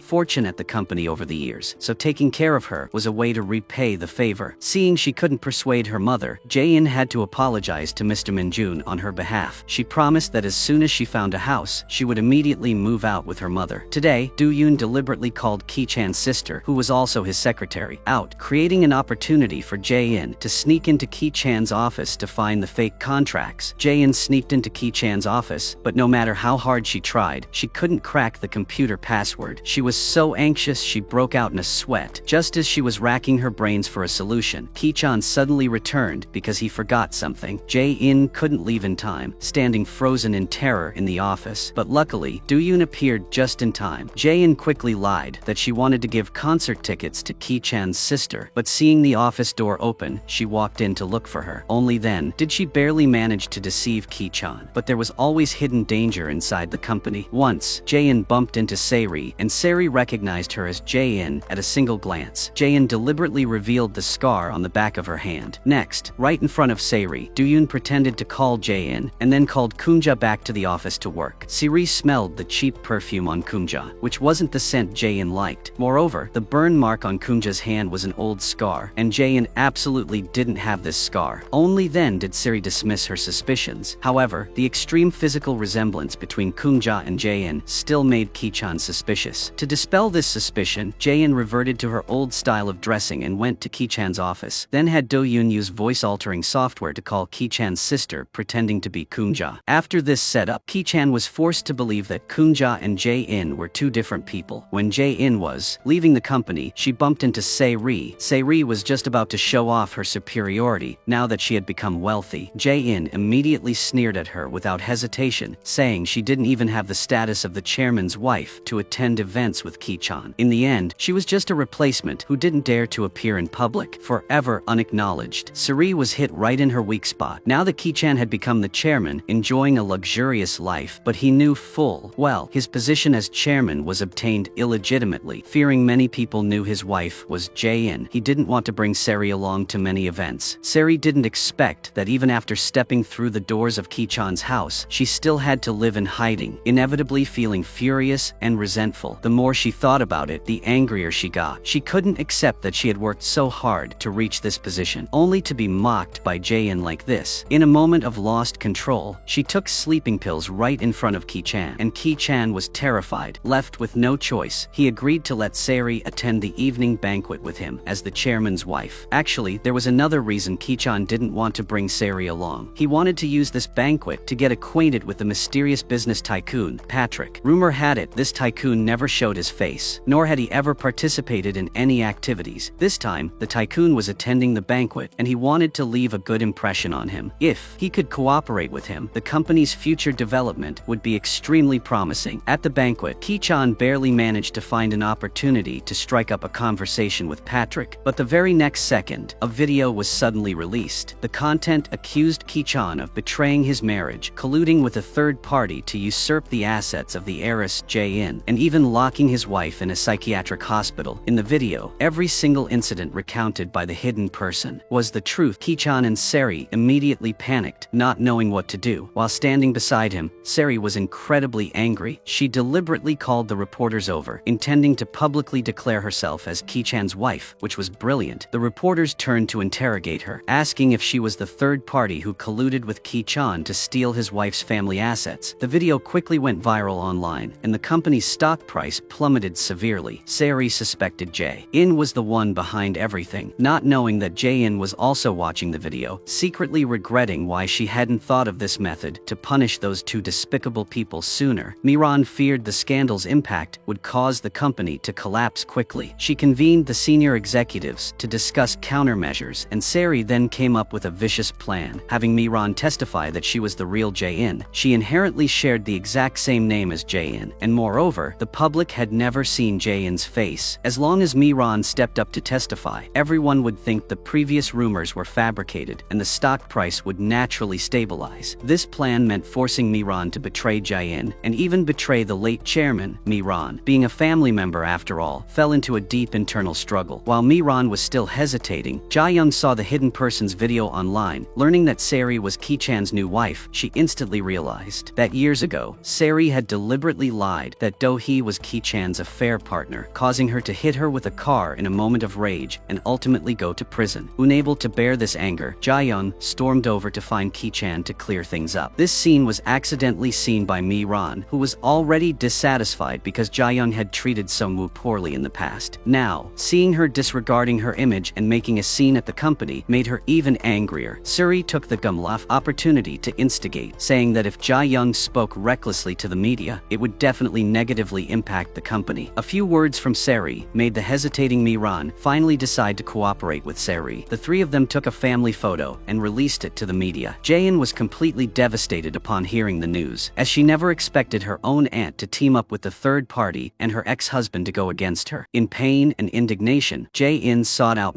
Ran to confront her. Miran, however, didn't feel she was at fault, so Jae-in declared she would stand against Miran, and from now on, they could not coexist peacefully. Jae-in focused all her energy on preparing for the design competition, submitting her entry full of hope and waiting for the final results. In another development, Jae-young had always wanted to know who had exposed her for forging her medical records when she lied about her poor health to avoid punishment in prison. Years ago, an acquaintance hospital director let her know it was Do-yoon who provided the evidence to the media. Furious, Jae-young went to Do-yoon to hold him accountable, a scene accidentally seen by Jae-in. Do-yoon didn't care about Jae-young's scolding and cursing, but he paid close attention to Jae-in's attitude. He honestly confessed that her being surrounded by reporters back then was deliberately orchestrated by him to avenge his sister. His purpose was to see Jae-in unhappy, but Jae-in deeply understood Do-yoon's feelings and didn't blame him a single bit. On the contrary, she consoled Do-yoon that he had done the right thing. If it had been her, she would only have reacted more strongly. Do-yoon never thought Jae-in would side with him, and couldn't help but feel more affection for this woman. Ever since she realized she had wrongly blamed Do-hee, Ja-young was constantly haunted by terrible dreams. In her dreams, Do-hee turned into a spirit demanding her life. This made her live in fear and panic every day, her mental state unstable. When Jae-young went to confront Do-yoon, Ki-chan's sister was also in the infirmary. She overheard a bit and understood. Do-yoon was seeking revenge for his deceased sister. Ki-chan suddenly realized that Do-yoon was actually Do-hee's older brother. At the same time, thanks to her excellent work, Jae-in successfully made it to the company's selection round. When interviewing Jae-in, astonishment was clearly visible on Mi-ran's face. Considering Jae-in's identity, Mi-ran originally didn't want to hire her. Jae-in had long anticipated Mi-ran would react this way, so she threatened Mi-ran that she must let her into the company, otherwise she would expose the mother-son relationship between her and Song-woo. Mi-ran had to agree, simultaneously repeatedly demanding that once in the company, Jae-in must behave herself as an employee and not make any secret moves. Hearing that Jae-in would be working in the same office as her, Sari felt extremely uncomfortable and deliberately made things difficult by ordering Jae-in to pour coffee. When Jae-in brought the coffee up, she made an excuse to force Jae-in to change to another cup. After repeating this several times, Sung-woo couldn't stand watching his sister get bullied and wanted to step up to help Jae-in. Jae-in, however, felt it was normal to encounter difficult superiors in the workplace, so she stopped her brother. Sari was still secretly gloating over making things more difficult for Jae-in, unaware that Jae-in had already asked Mr. Min-jun to investigate her past and discovered the secret that she had been married once. Sari had always lied to Ki-chan that she didn't have any relatives, but her aunt publicly appeared in front of Ki-chan, which made Ki-chan feel deceived. Afraid her aunt wouldn't keep her mouth shut and would blurt out her past, Sari hurriedly dragged her aunt away. After Jae-in entered the company, Do-yoon also worked there. The appearance of these people seemed to constantly remind Ki-chan of the sins he had committed. An intense feeling of insecurity made him anxious to solidify his position in the company, so Ki-chan thought of Patrick. Previously, he followed the contact info on his business card and sent multiple invitations to meet, but received no reply. This time, to show his sincerity, he was forced to personally call to invite him. This time, Patrick didn't refuse, agreeing to meet, and Ki-chan was overjoyed because of this. He had no idea he was stepping into an elaborate trap prepared by Do-yoon. Step by step, Patrick had another identity. He was Do-yoon's biological uncle. Today, Oh-sung came to the company to bring food for Do-yoon and accidentally overheard the conversation between Mi-ran and Jae-in, shockingly discovering that Jae-in was the daughter of the person who caused the accident for Do-hee. Oh-sung felt Do-yoon must have lost his mind. Otherwise, there was no way he would bring the enemy's daughter to live in his house. So he demanded Do-yoon kick Jae-in out immediately. But after living together for a long time, Do-yoon clearly understood Jae-in's personality. He couldn't bear to let the pitiful Jae-in have nowhere to go, so he begged his uncle to give him a little more time. Wait until the truth was fully investigated before letting Jae-in go. Seeing Do-yoon disagree, Oh-sung angrily went to talk to Jae-in, and Jae-in was both ashamed and awkward. Just as she didn't know how to explain, Do-yoon's mother brought Do-hee's daughter home. Do-yoon's mother didn't understand why Oh-sung had such a harsh attitude towards Jae-in. Oh-sung knew well that Do-yoon's mother had always taken care of Jae-in like her own daughter. He couldn't bear to let her know the truth and be shocked, so he forced himself to hold back from revealing Jae-in's true identity. Oh-sung didn't want to live under the same roof as Jae-in, frustratingly moving to Do-yoon's mother's fried chicken shop, intending to sleep there temporarily for a night. Seeing Do-yoon's mother still determined to keep Jae-in, Oh-sung felt incredibly helpless. Actually, after a long time of interaction, he also knew Jae-in was a kind-hearted person. Since the matter couldn't be resolved, it had to be temporarily put aside. Oh-sung followed the original plan, continuing to use Patrick's identity to contact Ki-chan and lay out strict cooperation conditions. He had to be involved in every implementation step after the cooperation, but Ki-chan was anxious to prove his capabilities. Even knowing the conditions were irregular, he still wanted to try the partnership, expressing that he would definitely try his best to persuade the major shareholders. Right when Mi-ran heard Patrick was visiting and wanted to get acquainted with this mysterious figure, Oh-sung and Mi-ran, who were old acquaintances, afraid of being recognized, covered his face with a sketch pad and hurried away. Ki-chan didn't suspect a thing. Outsiders all knew Patrick didn't like associating with strangers, let alone showing his face. In another development, Sari, terrified her past would be exposed, told her aunt to bring everything related to her past to her. Her aunt, however, said a thief broke into the house in the middle of the night, ransacking everything, but not a single valuable item was missing before Sari and her aunt could figure out why there was a thief. The next second, a wedding photo of Sari and a man appeared on Ki-chan's desk. Ki-chan demanded to know who the man in the photo was. Hiding the panic in her eyes, Sari justified that someone must want to drive them apart, which was why they photoshopped this picture. Then she directed the suspicion towards Jae-in, trying to convince Ki-chan that Jae-in was deliberately seeking revenge on them, that intentionally photoshopping the picture to cause conflict. Looking at Sari's swearing demeanor, Ki-chan hesitated a bit. Actually, seeing the photo scared Sari to death. After pacifying Ki-chan, she hurriedly found her aunt, confirming repeatedly whether everything from the past had been destroyed. Her aunt naturally cooperated, as she didn't want to lose her cash cow. Sari also thought her greedy aunt wouldn't be that stupid. Weighing her options, the only person with a grudge against her was Jae-in, so she showed the photo to Jae-in to probe her reaction. Seeing Jae-in's clueless expression didn't look fake, Sari felt relieved. She no longer suspected Jae-in, but outwardly still blamed her, because only then could she explain it to Ki-chan. But no matter how seriously Sari explained, Ki-chan still suspected her. He discovered this woman before him was much more complicated than he thought, so he asked the gang to investigate thoroughly. The gang leader sniffed out an opportunity to make money and, trying his luck, sent the photo to Sari. Terrified her past would be exposed, Sari was willing to pay triple the fee for the gang leader to delay the last investigation. The gang leader naturally agreed happily, thinking she had nothing to worry about anymore. Sari even wanted to use her current status as the chairman's wife to boss Jae-in around. Turning around, she discovered a letter related to her past in Ki-chan's office. Panicked, she quickly hid the letter in her clothes, then pretended nothing happened to greet Ki-chan, who had just walked into the office. Sari insisted it was all Jae-in's revenge tactic, so she told the gang to go to Jae-in's house and threaten her. But the gang stalked for 2 days and 2 nights without seeing a trace of Jae-in. She then realized the address Jae-in provided to the company was fake, so she wanted to squeeze information out of Jae-in's brother. Sungwoo despised Sari's actions and completely ignored her. Bringing humiliation upon herself, Sari had to think of another way. Today, Do-yoon's mother came home as usual. Among the pile of letters, she discovered Do-yoon's resignation letter, and also learned her son was currently working at the enemy's company. Do-yoon's mother was in agonizing pain, as she still hadn't recovered from the truth of her daughter's passing. The enemy's company was a painful spot in her heart. She worried the enemy's power was too great and her son would get hurt because of it. She absolutely couldn't accept losing another child. Do-yoon didn't want to make his mother sad, but to clear his sister's name, he had to find the real murderer, and infiltrating to work under the enemy was the fastest way. In another development, Ki-chan received an anonymous threatening letter. Furious, he called Jae-in in, and without distinguishing right from wrong, he scolded Jae-in for her despicable tactics. Jae-in found Ki-chan ridiculous, saying if she wanted to threaten him, she wouldn't need to go to such lengths. She unleashed a torrent of threatening words right in front of Ki-chan, mocking him for being simple-minded. Seeing Jae-in coming out of Ki-chan's office again, Sari, worried, Jae-in spoke ill of her, hurriedly stepped forward to interrogate her. Little did she know, the more anxious they were, the happier Jae-in was. That evening at home, when Jae-in was playing house with Do-hee's daughter, she discovered Ki-chan's cufflink among the toys. She was shocked to realize Do-hee's death wasn't as simple as it appeared on the surface. Jae-in was surprised to find that the cufflink she custom ordered for Ki-chan was in Do-hee's handbag when she had the accident. From this, she deduced Ki-chan was also at the scene that day. Do-yoon guessed the truth wasn't what they knew. Perhaps Jae-young wasn't the real murderer. If that was true, then the murderer who killed his sister was still at large. Do-yoon absolutely wouldn't allow such a thing to happen, which made him even more eager to enter Ki-chan's company to investigate the cause of his sister's death. And when Do-yoon's mother found out the murderer who killed her daughter was someone else, she finally stopping Do-yoon from investigating the truth, even urging him to make the truth clear and clear her daughter's name. At the same time, Jae-in wrote down the computer passwords Ki-chan might set next to Do-hee's daughter. Hearing Jae-in forgot her password, the little girl recounted how her teacher also often forgot her password. And then the teacher plugged something like a small key into the computer to retrieve the password. Inspired, Jae-in took a risk and went to Ki-chan's office to plug in a USB. After some manipulation, she successfully accessed Ki-chan's computer interface. Unfortunately, Ki-chan was truly too cunning. The documents that actually had problems were stored on the laptop he always carried with him, giving no one a chance to access them. Jae-in had to leave disappointed. The next day, the day Ki-chan and Patrick officially met finally arrived. Mi-ran was shocked to discover Patrick was her old flame and also Sungwoo's biological father, and Do-yoon, whom Ki-chan had spent so much effort driving away, suddenly transformed into an expert hired by Patrick. Returning to the company, Ki-chan was stunned, a vague unease spreading in his heart. He tried to nitpick Do-yoon's lack of professionalism, wanting to chase him away. Unexpectedly, Do-yoon analyzed their company's business situation logically, performing flawlessly. Ki-chan had to swallow his anger and accept the fact that Do-yoon was a cooperative partner. Still feeling a bit uneasy, Ki-chan wanted to pry into Do-yoon's purpose for staying at the company from Jae-in. Unexpectedly, Jae-in refused to reveal a single word, instead suspecting Ki-chan was so afraid of Do-yoon because he had done something wrong to him. Feeling guilty, Ki-chan angrily kicked Jae-in out. Unwilling to give up, Ki-chan constantly found excuses to linger around Do-yoon, probing his intentions for getting close to him. Do-yoon decisively returned. The cufflink Ki-chan dropped in his sister's bag. Thinking Do-yoon already knew something, Ki-chan was instantly terrified, instinctively denying the cufflink was his. Ki-chan's panicked attitude made Do-yoon and Jae-in even more certain that Do-hee's death was related to Ki-chan. It's just a pity they didn't have evidence yet and had to continue investigating. At this time, the anonymous person who once accused Seri of being a third party released a video pointing out she faked her degree. The company's image was severely affected because of this, and the stock price continuously dropped. Furious, Miran warned Seri and Ki-chan not to cause any more trouble. For the sake of the company, this time she would help suppress public opinion, but next time she would absolutely not forgive Seri. Seri firmly believed the whistleblower was Jae-in, cursing her for her despicable tactics, completely ignoring that her own tactics were 10,000 times more despicable than Jae-in's. Feeling humiliated because Seri hid her degree, Ki-chan vented his anger on her. Seri then played the gentle card, saying it was all because Ki-chan was too outstanding. She was afraid she wasn't good enough for him, so she faked her degree. Seri's repeated deceptions made Ki-chan somewhat more guarded against her. It wasn't until the gang leader told him Seri's wedding photo was maliciously fabricated by someone else that Ki-chan stopped suspecting Seri of hiding things from him. Chan's anger had subsided by more than half, and Seri humbled herself and begged for his forgiveness. Looking at Seri like this, Ki-chan ultimately relented, warning Seri never to lie to him again. The two reconciled just like that. Seri overcame the crisis. One day, she heard Ja-young was working part-time at an eatery, so she specifically went there to make things difficult for her. She overbearingly ordered Ja-young to serve tea and pour water, and even deliberately spilled the water. Young threw the glass of water back into Seri's face, scolding her to remember that Do-hee's death was all due to her misleading guidance, and she couldn't escape involvement either. Seri didn't care at all, but Ja-young warned her she would face retribution sooner or later. Feeling a bit guilty and gaining no advantage, Seri had to turn around and leave in a huff. Unable to bear her anger, Seri targeted Jae-in again. She stole Jae-in's design draft and sent it to a rival company, then turned around and falsely accused Jae-in of plagiarism. Hearing the news, Jae-in's face was full of shock. Without investigating the root cause, Mi-ran and Ki-chan hastily used this excuse to fire Jae-in. Unable to stand seeing her daughter suffer injustice, Ja-young sought out Ki-chan to reason with him. Little did she know, Ki-chan was no longer the docile live-in son-in-law she could scold at will like in the past. Knowing Ja-young's financial situation was poor, Ki-chan threw out a blank check to chase her away, exactly like how Ja-young arrogantly tried to use money to chase Ki-chan away many years ago. Looking at that check, Ja-young felt a mix of emotions. She wanted to accept the check to solve her immediate difficulties, but her pride didn't allow her to bow to such a villain. Ki-chan enjoyed watching the changing expressions on Ja-young's face. At this moment, his vanity was satisfied to the extreme. Jae-in ran everywhere looking for evidence, wanting to prove her innocence. From tiny clues, she discovered that right before the email with the design draft was sent, someone secretly leaked her design to a competitor. Jae-in was innocent, but Mi-ran didn't care about such results at all. At this time, Do-yoon suddenly received a mysterious phone call. On the other end of the line, a stranger claiming to be a witness wanted to meet him. Hearing the content of the call beside him, Ki-chan immediately panicked. Afraid someone had really seen his murderous act that night, Jae-in took in all of Ki-chan's unease. Ki-chan closely monitored Do-yoon's every move, and knowing they were going to meet the witness, he secretly followed them, wanting to eavesdrop on what the witness had actually seen. When he heard the witness say they didn't clearly see the driver's face, he breathed a sigh of relief. Unexpectedly, the witness Ki-chan saw was played by Do-yoon's friend. The real witness told Do-yoon that at that time, he saw a man and a woman arguing, and thinking they would call the police, he left. Both Do-yoon and Jae-in guessed that the couple was very likely Ki-chan and Seri. In another development, although Jae-in Jae-in was framed, both Mi-ran and Seri felt Jae-in was trouble and didn't want her returning to work at the company, only assuring they would give her some consolation money. Jae-in was extremely dissatisfied with this result, as the ugly faces of Seri and Mi-ran colluding together made her sick. Meanwhile, looking at the photo of Sungwoo that fell out of the wallet, Jae-young recalled what Mi-ran said during the prison visit. What if Sungwoo wasn't the chairman's son? Coupled with Mi-ran's excessive care for Sungwoo over the years, Jae-young guessed that perhaps Sungwoo wasn't the chairman's son, but Mi-ran's son. For all these years, she always suspected the chairman had someone else outside, living in pain and torment because of it. And up until the chairman passed away, she never forgave him. She never expected it was all her wrongly blaming the chairman. Momentarily feeling endless pain and indignation, unwilling to accept it, Jae-young threatened Mi-ran, demanding she compensate her adequately, otherwise she would reveal that Sungwoo was actually her son. Forced to compromise, Mi-ran told Jae-young to give her 7 days to prepare. At the same time, Jae-in, unable to work at Ki-chan's company anymore, was instead hired by Patrick as the chief designer. When she reappeared before Mi-ran, she shocked her to the core. Suspecting Patrick had ill intentions, Mi-ran had a huge argument with him, and what was originally a happy cooperation turned into mutual distrust. The two designers from both sides, Seri and Jae-in, were even more like fire and water. They agreed to hold a design competition between the two of them, where the loser would have to completely disappear from the conglomerate. Jae-in was determined to win, and Seri refused to yield an inch. Actually, Seri had no confidence in her design skills at all. She was secretly playing tricks behind the scenes again. She anonymously spread rumors on the company website, claiming Do-yoon had harassed other female colleagues, trying to smear Do-yoon's reputation. Her purpose was to make him withdraw from his position as a judge, thereby increasing her chances of winning. Seri and Ki-chan colluded to add fuel to the fire, pushing Do-yoon to the forefront of public opinion. Jae-in tried to find clues about the rumormonger, accidentally discovering a threatening letter in Seri's drawer. She suddenly remembered Ki-chan had questioned her about the purpose of writing threatening letters and instantly realized everything was Seri's plot. Having found a bargaining chip, immediately, Jae-in read the contents of the threatening letter out loud right in front of Seri. Seri still tried to deny it, so Jae-in presented the draft of the threatening letter found on Seri's computer. If she insisted on knowing nothing, Jae-in wouldn't mind holding a press conference to announce the evidence in her hands. Feeling guilty, Seri had to admit defeat, complying with Jae-in's demand, posting a correction to the rumor, and formally apologizing to Do-yoon. Do-yoon's risk of dismissal was considered resolved. At this time, Jae-in received a call from the kidnapper. It turned out the kidnapper felt he was very wronged and wanted the mastermind to also be punished, telling Jae-in the person who wanted to kidnap her son years ago was Ki-chan's brother. Jae-in was utterly shocked, never expecting Ki-chan's family to be this evil. Jae-in recalled she once suspected her brother-in-law was the kidnapper, but was vehemently refuted by Ki-chan, so she dropped it, her heart filled with regret. She clearly had countless opportunities to discover Ki-chan's true colors. Just because she trusted him too much and never suspected him, it ultimately not only pushed her family into the abyss, but even led to her son's tragic death. Uncontainable heartbreak rushed over her, and Jae-in burst into tears. Noticing her mood swings, Do-yoon pressed her with questions, and only then learned that Ki-chan and his brother were so devoid of conscience that even Jae-in's son was targeted. Carrying extreme grief and indignation, Jae-in poured all her heart and soul into creating her design draft. Unexpectedly, on the day of announcing the design works, the design Seri displayed was exactly the same as hers. Ki-chan pretended to pass by coincidentally, but in reality, he knew full well Jae-in's design capabilities far exceeded Seri's, so he secretly ordered Mr. Min-jun to steal Jae-in's design. Thinking Ki-chan's trick was flawless, Seri confidently stood up and falsely accused Jae-in of plagiarism. The majority of the people present believed Seri's words. Jae-in couldn't defend herself even with 100 mouths, her heart full of grievance. Little did they know she had already learned of Ki-chan's despicable behavior from Mr. Min-jun. The draft given to Ki-chan earlier was just a rough sketch. The true completed design plan was always in her head. No one could steal it. Ki-chan's brother hadn't returned home for days, and Ki-chan's mother was burning with anxiety, afraid something had happened to her eldest son. Usually, the more you fear something, the more likely you are to encounter it. Just as Ki-chan's mother was running around asking for her eldest son's whereabouts, Ki-chan received a threatening message. The other party demanded he prepare a ransom of 1 billion. Ki-chan didn't believe the kidnapper's words, feeling instead that his brother was orchestrating this himself. But with a mother's understanding of her eldest son, he would absolutely never joke with his life. No matter how incompetent and useless her eldest son was, he was still a piece of flesh that fell from her, and she absolutely couldn't tolerate anyone harming her child. Crying, the mother begged Ki-chan to prepare the money to save his brother. Ki-chan hesitated, always feeling this was like a trap set by his brother. After all, for money, his brother even dared to kidnap his own nephew. What wouldn't such a person do? Noticing Ki-chan's hesitation, the kidnapper forced Ki-chan's brother to record a video. In the video, the brother admitted he used Ki-chan's name to borrow from loan sharks everywhere, and when he was unable to repay the debt, it was always Ki-chan who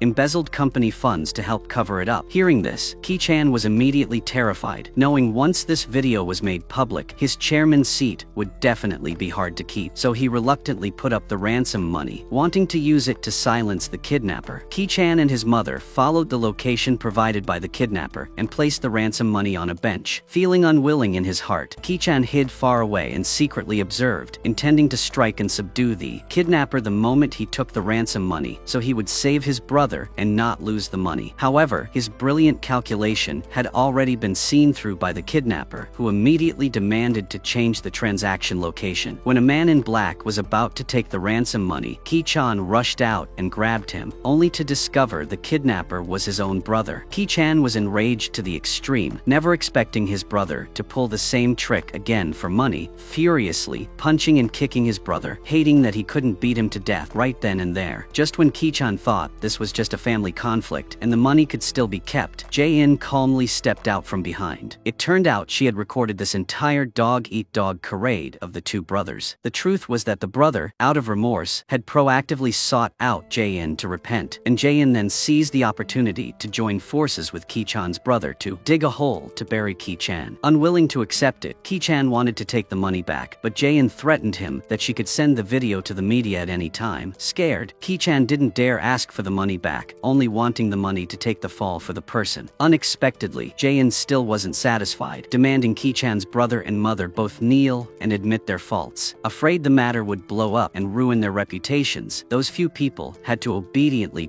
kneel before Jae-in, repenting for what they had done to her. But this belated apology only made Jae-in feel even more excruciating pain as she remembered her son and the irreversible damage. Looking at the vicious people before her, Jae-in hated that she couldn't chop them into 100 pieces. Knowing Ki-chan was played by Jae-in, Se-ri angrily wanted to go get the ransom money back, but unexpectedly, Jae-in had already used In-ho's name to donate all that money to charity. Ki-chan could only swallow his bitterness, turning to point the finger at Se-ri, forcing her to definitely defeat Jae-in in the design competition and kick Jae-in out of the company. Very quickly, the day of the competition arrived, and Se-ri confidently brought out her work for everyone to evaluate, thinking the championship definitely belonged to her. The next second, Jae-in brought out a completely new set of competition entries, easily taking first place. How could Ki-chan not know Se-ri's talent was poor, but losing the competition was truly too humiliating. The two had a huge argument over this, eventually parting on bad terms. Se-ri wanted to renege on her debt, ignoring the promise that the loser must resign, clinging to the company and refusing to leave, so Jae-in had no choice but to call security to chase her away. Unconvinced, Se-ri hatched a vicious scheme again, anonymously sending a threatening letter to Jae-in's house. Wanting to use this method to intimidate Jae-in, Do-yoon discovered something unusual from these anonymous letters. It turned out the method of sending the anonymous letters reminded him of the mysterious person who once guided him to find the murderer, Ja-young. At the same time, Ja-young contracted Alzheimer's disease and found it hard to accept for a moment, recalling how tragic her life was, enduring humiliation for so many years, all because she misunderstood Sung-woo was her husband's illegitimate child from outside. The more she thought about it, the angrier she got. She ran straight to the company, telling Sung-woo his biological mother was actually Mi-ran. Sung-woo was utterly shocked, running away in a panic, while Mi-ran anxiously chased after him, her heart aching immensely, seeing Sung-woo in such excruciating pain. It wasn't until this moment that Sung-woo understood he wasn't the chairman's son at all, and Mi-ran teaming up with him to suppress Jae-in was to seize the company for herself. He completely lacked the Kang family bloodline and felt so ridiculous, being spun around like a top in this conspiracy. Feeling incredibly guilty towards Jae-in, Sung-woo wanted to meet and apologize, but accidentally finding out Jae-in already knew the truth that he was Mi-ran's son, he was immediately overwhelmed with shame and ran away in panic, wanting to quickly get things back on the track she desired. Mi-ran forced Ja-young to agree to let her transfer her son to her household registration. Ja-young, who inherently disliked Sung-woo, Sungwoo didn't agree this time, knowing full well that the relationship between Sungwoo and Miran was currently like water and fire. As long as she won Sungwoo over, she would have a bargaining chip to restrain Miran. Losing control, Miran crazily vented all her resentment onto Jae-in by running to Do-yoon's mother, telling her Jae-in was her niece and also the child of the person who killed her daughter. Hearing this news, Do-yoon's mother couldn't believe her ears, her body staggering and almost collapsing to the ground. It wasn't until she confirmed the truth with Jae-in that the tears she tried to hold back finally streamed down. She hated herself for letting her enemy's daughter live in her daughter's room, and hated Do-yoon and his uncle even more for clearly knowing the truth, yet still hiding it and not telling her. Ki-chan still felt a lingering sense of guilt and sorrow. Meanwhile, looking at Jae-in's portrait, Saeri couldn't help but smile smugly, feeling that she was finally the ultimate victor. However, having committed so many atrocities, as arrogant as Saeri was by day, she was jolted awake by nightmares at night. She wasn't afraid of Jae-in returning as a vengeful ghost. She only felt that preserving her own life was the most important thing. Little did she know, Jae-in was not dead at all. Do-yoon had rescued her right before the car exploded, and fearing that someone would continue to harm Jae-in, he used a diversion tactic to secretly hide her in a hospital for treatment, silently waiting for her to recover and wake up. However, 2 weeks had passed, and Jae-in still showed no signs of regaining consciousness, leaving Do-yoon incredibly anxious. The more he thought about it, the more he found the situation utterly bizarre. The fact that Jae-in was going to the police was clearly known only to the three of them. Why did a fourth person get the news so quickly? Carrying this suspicion, he searched the entire office and finally discovered a listening device under the desk. Furious, Do-yoon went straight to Ki-chan, and the panic in Ki-chan's eyes flashed for a mere second before vanishing. He vehemently denied having anything to do with it, terrified that the investigation would ultimately expose Saeri as Jae-in's murderer, so he deliberately covered everything up. After finally managing to send Do-yoon away, Ki-chan sternly warned Saeri to be more careful. Saeri, however, acted completely unbothered. As far as she was concerned, Jane was already dead, and no one could change this absolute truth. Yet one day, Saeri accidentally spotted Do-yoon appearing at the hospital, and driven by curiosity, she stealthily followed him. When she saw the person lying on the hospital bed, she was completely shell-shocked. Saeri pushed the door open and barged in, fully expecting to see Jae-in. Unexpectedly, Do-yoon had spotted her long ago, and, guessing she would definitely come in to check, had asked a friend to take Jae-in's place in the bed. Saeri roughly pulled the blanket back, realized it was a misunderstanding, and left in sheer disappointment. In another development, Ki-chan constantly felt that Do-yoon and Patrick were threatening his position and needed a capable right-hand person. Thus, he wanted Saeri to participate in an international design competition to boost his own prestige within the company. But Saeri knew her own limits. Entering the competition would only make her a laughingstock. Ki-chan instantly felt disappointed that he couldn't help her, as he had no need for an incompetent woman who only knew how to cling to him. Disregarding Ki-chan's dissatisfaction, Saeri focused entirely on figuring out a way to deal with Madame Jae-young. At the funeral, Saeri managed to snatch the medication Madame Jae-young was taking and discovered it was for memory loss. Thrilled beyond measure, forgetting all her poise, she ran straight to Madame Jae-young to provoke her. Seeing Madame Jae-young having an episode, not only failing to recognize her, but even forgetting that Jae-in had passed away, Saeri deliberately used insulting words to break the news of Jae-in's death to her. Utterly devastated, Madame Jae-young collapsed to the ground in a panic, begging Saeri for any information about Jae-in. In this moment, Saeri's vanity was satisfied to the extreme, having finally fulfilled her childhood wish of making both Jae-in and her mother kneel at her feet one after another. Later on, Do-yoon was overjoyed to discover that Jae-in had woken up, his heart filled with immense happiness. But Jae-in's eyes were vacant. She looked at Do-yoon without a single trace of emotion, not even remembering who he was. The doctor stated that her memory had stopped at 8 years ago, diagnosing it as a form of traumatic amnesia, and whether she could recover or not remained uncertain. Her memory reverting to 8 years ago meant that Jae-in had no recollection of Ki-chan's vicious actions towards her, and she had also forgotten Do-yoon's presence in her life, leaving Do-yoon feeling a massive, crushing void in his heart. Although he desperately tried to comfort her, Jae-in kept crying and demanding to see Ki-chan, leaving Do-yoon with no other choice but to inform Ki-chan that Jae-in was still alive. Hearing that Jae-in wasn't dead, Ki-chan was infuriated, accusing Do-yoon of playing sick jokes on everyone. He barely managed to keep his composure when visiting Jae-in, only for her to lunge straight into his arms, leaving Ki-chan completely bewildered. Even though the doctor repeatedly confirmed her amnesia, amnesia, he remained profoundly anxious, terrified that this was Jae-in's grand scheme to exact revenge on him. It wasn't until he watched Jae-in complete all her medical examinations that he was finally certain she wasn't lying, as her words and actions were exactly as they were 8 years ago, and she was even as intimately affectionate with Ki-chan as before. Ki-chan felt uncomfortable but couldn't bring himself to reject her closeness. Today, Ki-chan received the late chairman's dying voice recording and assumed Do-yoon had sent it. Terrified that Do-yoon knew he was the true culprit behind the chairman's death, he decided to temporarily bring Jae-in home to live with them. Sari fiercely opposed this, but Ki-chan completely ignored her fury. Not only did he demand that his current wife, Sari, move out of the house, but he also forced everyone to treat Jae-in exactly as they did in the past. Ki-chan's entire family felt extremely awkward, but faced with his coercion, they had to agree. Hearing that Ki-chan was bringing Jae-in home, Sungwoo worried that his sister would be bullied, so he found an excuse to follow her back to the old house, terrified that Ki-chan had malicious intentions towards her. Although Sari had yielded and allowed Jae-in to move in, she utterly refused to move out, wanting to seize this opportunity to monitor Jae-in closely. Jae-in returned to the house once again, and the dynamics among the family members had completely shifted. Ki-chan lied to Sari's son, telling him he was born to Jae-in in the past, while Sari was presented as having suddenly returned from abroad, temporarily staying with the family in the capacity of Jae-in's best friend. Sari was boiling with rage internally, but to help Ki-chan conceal the truth, she had to swallow her pride and tell her son to call Jae-in Mum, feeling overwhelmingly guilty for not being by her child's side for the past 8 years. Jae-in hugged the boy tightly and sobbed her heart out. Ever since returning to Ki-chan's side, Jae-in and Ki-chan's relationship was incredibly affectionate, showcasing their intimacy every single day, which drove Sari absolutely mad with jealousy. When it was time for bed, Ki-chan's mother wanted to help her son resolve the mess, so she pulled Jae-in to sleep in her room, but Jae-in firmly refused, arguing that a husband and wife shouldn't sleep apart. Looking at her former and current daughters-in-law, Ki-chan's mother felt an earth-shattering headache, and unable to resolve this awkward dilemma, she dumped the problem back on Ki-chan and stormed off in utter frustration. Ki-chan obediently followed Jae-in back to their room. Watching her husband sleep with another woman, Sari tossed and turned the entire night, unable to close her eyes, and sitting in her son's room, she demanded that Ki-chan absolutely must come to her room tonight. Exhausted by Sari's constant pressuring, Ki-chan repeatedly told her to move out, but suspecting Jae-in had ulterior motives, Sari vehemently refused to leave. Even though she had to witness her husband's intimacy with someone else every day, her heart burning with ferocious jealousy, she gritted her teeth and endured it. Fearing Sari might do something explosive, Ki-chan warned her that hiring someone to harm another person was a criminal offense, and if Jae-in regained her memory and went to the police, their perfect lives would instantly be over. Sari naturally understood the sheer gravity of the situation, yet watching Jae-in parade around the house every day, monopolizing her husband, she still felt deeply unresigned, harboring malicious intentions. Hoping to make Jae-in slip up, she deliberately leaked the news of Jae-in being alive to Madame Ja-young. Hearing her daughter was still alive, Madame Ja-young was overwhelmed with emotion and rushed straight to Ki-chan's house to confirm it. Seeing her healthy daughter standing right in front of her with her own eyes, she was so moved she was speechless, and in that moment, she didn't want to leave her daughter's side for a single second. Learning about Jae-in's amnesia, she became even more terrified that Ki-chan would hurt her, and instantly decided to move into Ki-chan's house to personally protect her daughter. Observing the subservient attitude Ki-chan's family had towards Jae-in, she immediately realized Ki-chan was dreading the day Jae-in would remember everything. Madame Ja-young demanded to stay in her old room, and for her son's sake, Ki-chan's mother had to bite the bullet and spread a mattress to sleep on the floor herself. Sari's calculated move not only failed to expose whether Jae-in's amnesia was real or fake, but it also made the situation within the house infinitely more chaotic. Ki-chan was furious about this, but Sari slickly explained that Madame Ja-young's condition was nothing to worry about. Only then did Ki-chan's anxiety ease slightly, but recalling how Madame Ja-young used to look down on him in the past, his displeasure with Sari's arbitrary actions grew even stronger. Jae-in coincidentally picked up an earring Sari had dropped in the room and asked Ki-chan about it. Ki-chan instantly thought of Sari's past actions, assuming she was repeating her old tricks out of jealousy, and despite Sari's desperate attempts to explain she had nothing to do with it, Ki-chan completely refused to believe her. Sari's continuous antics left Ki-chan feeling deeply exhausted. He warned her to behave herself and stop testing his patience, months, recalling Ki-chan's words. Unwilling to let Jae-in steal her happiness, the more Sari thought about it, the more unacceptable it became. She stubbornly believed Jae-in was deliberately targeting her and that the amnesia was entirely an act. However, Ki-chan completely bought into Jae-in's memory loss, so left with no alternatives, she began trying every possible trick to test Jae-in. Knowing Jae-in and Do-yoon had a close relationship, Sari told Jae-in to deliver food to the company, intentionally creating an opportunity for the two of them to meet. Seeing Jae-in, Do-yoon's emotions surged violently, while Sari intensely scrutinized Jae-in's every reaction. Seeing no unusual signs from Jae-in, she proceeded to cryptically mock Do-yoon. Do-yoon immediately snapped back, stating that the false announcement of Jae-in's death was because someone wanted her dead, and feeling the sting of a guilty conscience, Sari didn't dare argue further with Do-yoon. In the evening, while preparing dinner, Jae-in accidentally cut her finger, and Sari had to step in and finish the cooking. Jae-in warned her multiple times about Ki-chan's mother's severe shrimp allergy, but Sari didn't pay the slightest bit of attention. Ki-chan's mother took one sip of the soup and was almost in critical danger. Furious, Ki-chan's mother screamed right in Sari's face, accusing her of attempted murder, and aggressively compared her, saying she was vastly inferior to Jae-in. A colossal argument erupted between the mother-in-law and daughter-in-law, and mutual suspicion began to fester from that moment on. Sari felt increasingly isolated, sensing that everyone in her husband's family was siding with Jae-in, and her insecurity grew enormously. Filled with anxiety, she sought Ki-chan for comfort, only to catch sight of him tenderly coaxing Jae-in to sleep. Sari's jealousy erupted like a volcano, but Ki-chan simply dismissed her, claiming she was overreacting, and ordered her never to enter his and Jae-in's room without permission again. Sari was livid, realizing she had sacrificed so much to attain her current position, yet the moment Jae-in appeared, she had lost absolutely everything, ending up worse off than before. Every day Jae-in stayed at home, solely cleaning and shopping. Seeing Jae-in buy heaps of new clothes, Ki-chan's mother felt her heart bleed for the hard-earned money her son made, and witnessing Jae-in's lavish spending, she couldn't hold back her complaints. Unexpectedly, that night, Jae-in found all her newly bought clothes ripped to shreds and thrown on the bed, letting out a terrified shriek. Hearing the scream, everyone in the house came running, and recalling that Ki-chan's mother had done something similar in the past, everyone automatically assumed she was the culprit. Ki-chan's mother had no way to explain herself. No matter what she said, Ki-chan refused to believe her, stubbornly defending Jae-in. Seeing that she couldn't convince her son, and to avoid further trouble, Ki-chan's mother shifted the blame onto Sari, vehemently insisting that Sari had shredded the clothes out of pure jealousy. She spoke with such absolute conviction that she didn't look like she was lying at all. Ki-chan immediately went to confront Sari, who had just been gloating over the fight between Jae-in and the mother-in-law, and was stunned to find Ki-chan accusing her of sabotage and demanding she know her place. Sari was seething with rage, but she had absolutely no way to make Ki-chan believe her. Today, the woman who had previously accused Do-yoon of harassment suddenly released a video publicly confessing that she had lied. Do-yoon was completely shocked, unable to fathom why she had changed her tune, but he faintly suspected that this was connected to Jae-in. Ki-chan had previously fought tooth and nail to find an opportunity to pressure Do-yoon. Now that the tables had turned and Do-yoon was cleared of all charges, he had lost his leverage. Forced into a corner, Ki-chan dispatched a gang of thugs to intimidate Do-yoon. However, Do-yoon had received a warning text from an anonymous sender, telling him to be careful. He had prepared in advance, completely crushing the thugs' ambush, and Do-yoon realized the anonymous sender was none other than Jae-in. It turned out Jae-in hadn't lost her memory at all. Ki-chan had committed countless evil deeds, but he was incredibly cunning. Jae-in knew that a direct confrontation would only make him more cautious, making it impossible to find evidence. Therefore, she decided to fake amnesia to covertly gather evidence right from inside his own home. Over the past few days, all the explosive arguments in Ki-chan's house had been orchestrated by Jae-in, and her master plan had already started taking effect. Currently, Ki-chan's mother and Sari were constantly at each other's throats, and a massive rift had formed between Ki-chan and Sari. Even the false accuser's public apology was the result of Jae-in finding the woman's contact info in Ki-chan's room and persuading her. Do-yoon urged Jae-in not to take such dangerous risks, but Jae-in insisted that her conflict with Ki-chan was deeply personal and she didn't want to drag Do-yoon down. Faking amnesia was also her way of protecting him. Understanding Jae-in's intentions, Do-yoon felt both overjoyed and deeply worried. Overjoyed because Jae-in still remembered him, but terrified because she had chosen to face those highly dangerous people all by herself. Knowing his plot against Do-yoon experiment had failed, Ki-chan suspected a mole, and precisely at this moment, Jae-in came home late. Siri seized the chance to pin the blame on her, declaring that Jae-in was definitely faking her amnesia, and the seeds of doubt began to sprout in Ki-chan's mind. Just as Jae-in casually strolled into the house, and Ki-chan was about to interrogate her about her whereabouts, she received a call from her sister-in-law checking in on her. Knowing Jae-in and her sister-in-law were incredibly close, Ki-chan's suspicions vanished into thin air, and he even turned around and reprimanded Saeri for her toxic paranoia to completely obliterate any lingering doubts in Ki-chan's mind. Jae-in and Do-yoon executed another plan. Do-yoon fake called Jae-in to set up a meeting to reveal a secret, and Jae-in purposely dragged Ki-chan along. Seeing this, Do-yoon said nothing more, and witnessing Jae-in's absolute trust in him, Ki-chan felt completely reassured. Convinced that Jae-in still had unwavering faith in him and harbored zero suspicions, Jae-in relentlessly pushed forward with her plan, pushing the relationship between Ki-chan and his mother to the breaking point by constantly acting as if she was being bullied by the mother-in-law. Seeing his mother's hostility towards Jae-in, Ki-chan relentlessly criticized her, and Ki-chan's mother felt incredibly wronged because no one believed a word she said. Siri tried to exploit the situation to get into the mother-in-law's good books, but unexpectedly, the older woman already thoroughly despised her, blaming Saeri for all her son's miseries. The atmosphere in the house turned incredibly toxic. The next morning at breakfast, Jae-in suddenly felt a wave of nausea. Saeri was stunned, realizing Jae-in might be pregnant, and was instantly consumed by furious outrage. Ki-chan's mother was also thrown into utter disarray, as her relationship with Jae-in was already in tatters. The fact that Jae-in was pregnant at this specific time left her utterly clueless on how to handle the situation. To be absolutely certain, Ki-chan told his mother to take Jae-in to the hospital for a checkup, but Jae-in had already coordinated everything with her sister-in-law in advance. When the doctor confirmed the pregnancy, Ki-chan's mother was completely shell-shocked, her heart flooded with anxiety for her son, while Ki-chan himself was overwhelmed with confusion. Saeri felt completely betrayed and flew into a blinding rage, as Ki-chan had originally promised that he was only pretending to be Jae-in's husband and that they would have no physical intimacy. But now, not only did Ki-chan deeply care for Jae-in, but they were actually having a child together. Confronted by Saeri, Ki-chan evaded the issue, making up a flimsy excuse that he had been dead drunk and remembered nothing. Saeri refused to let it go, demanding a crystal-clear explanation, threatening to expose her true identity to Jae-in if he didn't comply. Seeing that Ki-chan wasn't backing down and even wanted to keep the baby, Saeri's patience completely ran out. What she didn't know was that Ki-chan's actions weren't driven by lingering affection for Jae-in, but because he had unearthed a massive secret left behind by the late chairman involving her. He strongly suspected the chairman had left an immense inheritance to Jae-in before his death, and his bottomless greed drove him desperately to seize that fortune. Ki-chan kept this completely hidden from Saeri, secretly hiring investigators to dig into all accounts under the chairman's name. He deduced that Jae-in was the master key to unlocking this secret slush fund, and in his twisted mind, only by keeping Jae-in firmly by his side could he locate the chairman's hidden money. Therefore, no matter who he had to trample over, he didn't care in the slightest. With the pregnancy as her ultimate bargaining chip, Jae-in began openly targeting Ki-chan's mother. Suspecting Jae-in held a deep grudge and was intentionally feeding her mind-altering drugs, the mother frantically ran to her eldest daughter-in-law to get the pills tested. Unsurprisingly, she discovered they were sleeping pills, and boiling with fury, Ki-chan's mother stormed over to confront Jae-in. Jae-in, however, deliberately dropped the act, coldly revealing to her that she hadn't lost her memory at all. Driven mad with rage, Ki-chan's mother violently grabbed Jae-in by the hair. It wasn't until Ki-chan returned home that she hastily let go, dragging her son over to complain that Jae-in was completely faking her amnesia and intentionally drugging her. Hearing this, Ki-chan grew slightly suspicious, but Jae-in immediately told him to test the ingredients of the pills to prove her innocence. The test results came back, proving that the so-called sleeping pills were actually just ordinary health supplements. Ki-chan's mother realized her eldest daughter-in-law had lied to her and frantically ordered her daughter to call and confront her, but the eldest daughter-in-law vehemently denied ever claiming the supplements were sleeping pills, leaving Ki-chan's mother with absolutely no way to explain herself. Meanwhile, Jae-in sobbed pitifully as if she had been severely wronged, and suddenly a wave of nausea hit her. Seeing this, Ki-chan roared at his mother to stop bullying his wife. Standing nearby, hearing the words "his wife," Saeri felt a sickening knot in her stomach and was instantly consumed by explosive anger. Realizing his slip of the tongue, a panicked Ki-chan quickly followed Jae-in back to their room. After this colossal incident, no one in the house trusted Ki-chan's mother anymore. Jae-in didn't even bother pretending anymore. The moment there was no one else around, she mercilessly targeted Ki-chan's mother, every word dripping with venomous sarcasm and mockery. Ki-chan's mother tried desperately, time and time again, to expose Jae-in's true colors. However, Ki-chan completely refused to believe her, no matter what. At the same time, Ki-chan finally uncovered the secret slush fund the chairman had left in a Swiss bank. The greedy man once again set his sights on Jae-in. Every day at home, Jae-in acted tenderly and attentively towards Ki-chan, taking meticulous care of the children. Observing her attitude, Ki-chan gradually grew irritated with Sari. Even feeling that she was entirely superfluous, he began to look forward to Jae-in giving birth to another child of theirs. One day, Jae-in noticed her mother acting unusually. After her sister-in-law told her, she finally learned that her mother was suffering from memory loss and couldn't remember many things clearly. Jae-in felt an overwhelming sorrow in her heart. Taking advantage of a lucid moment, Madame Jae-young hastily told Jae-in about how, years ago, she had mistakenly believed Do-yoon's younger sister was having an affair with Ki-chan, all because Sari had deliberately misled her. An intense, blazing hatred instantly consumed Jae-in's heart. Seeing her mother tortured by the agonizing guilt of accidentally causing the death of Do-yoon's sister, Jae-in realized that Sari was the true root of all her tragedies. Thus, she focused all her burning vengeance solely on Sari. But the secrets Sari was hiding went far beyond those past events. Ki-chan's older brother accidentally discovered that Sari's son's blood type didn't match Ki-chan's. Thinking he had grasped Sari's ultimate weakness, he intended to use this to extort a massive sum of money from her. Ki-chan's brother sneakily arranged a DNA paternity test. When he shoved the test results in Sari's face, Sari was thrown into a terrified panic, hastily agreeing to give him 1 billion won as hush money. Armed with this fatal weakness, Ki-chan's brother began blatantly blackmailing Sari. However, Sari simply didn't have that much money. He immediately threatened that if she didn't hand over the cash, he would instantly tell Ki-chan everything, and even plan to track down the biological father of Sari's son. The more Sari listened, the more terrified she became. In a fleeting moment of blinding rage, she shoved Ki-chan's brother down the stairs. He smashed his head, bleeding profusely, and was knocked out cold on the spot. Sari was absolutely petrified. Just as she was completely at a loss for what to do, Madame Jae-young, who had come to take her daughter home, coincidentally witnessed Sari causing the accident. Sari sharply caught the terror in the older woman's eyes and seized the chance to threaten her. If Madame Jae-young dared to breathe a single word of this, she would harm her daughter. Trembling with fear, Madame Jae-young could only agree to keep the secret. Having dealt with Madame Jae-young, Sari tried to feign calmness as she fled the scene, covering up her heinous crime and continuing to live as if absolutely nothing had happened. Not long after, Ki-chan's mother received a call from the police station, informing her that her eldest son had been in an accident and rushed to the hospital for emergency treatment. Listening closely beside her, Sari heard that he was out of critical condition, but whether he would wake up remained unknown. She felt a slight wave of relief, yet ultimately terrified of exposure. Sari made the sickening decision to pull her brother-in-law's breathing tube to eliminate the threat at its root. To her shock, just as she was about to do the deed, Jae-in pushed the door open and walked in. One glance at Sari's panic-stricken face was enough to ignite Jae-in's profound suspicion that the brother-in-law's accident was intrinsically linked to Sari, but Jae-in had no concrete evidence, so she deliberately used provocative words to agitate Sari, cleverly baiting her into confessing her marital relationship with Ki-chan, and secretly recorded it all as hard proof. Afterwards, she faked a devastating shock upon discovering their illicit affair, claiming the trauma caused her to suffer a miscarriage. Jae-in played the victim's role to absolute perfection, demanding that Ki-chan throw Sari out, completely buying into Jae-in's story, and terrified that Sari would ruin his master plan. Ki-chan directly committed Sari to a psychiatric hospital. Utterly stunned and petrified, Sari screamed like a maniac in the hospital, but Ki-chan showed not a single ounce of mercy. That freezing callousness was identical to the cruelty he had inflicted upon Jae-in. All those years ago, locked away in the psychiatric ward, Sari plunged into the deepest abyss of despair. The mere thought that this was Jae-in's revenge made her even more thoroughly terrified, dreading that her position would be completely usurped by Jae-in. Thus, she exhausted every ounce of her strength trying to find a way to escape. Ki-chan purposely went to warn Sari, telling her she had best behave and stop causing trouble. Sari instantly understood. Jae-in wanted to return every single drop of suffering she had caused. paused. Without missing a fraction, she could only desperately beg Ki-chan in every possible way to release her. But Ki-chan had his own calculations. Until he could secure the chairman's slush fund, Jae-in was the key to achieving his goal, so he entirely ignored Saeri's pleas. However, not long after, Ki-chan's company was hit by a severe crisis. Only by securing investment capital from a Chinese firm could they survive the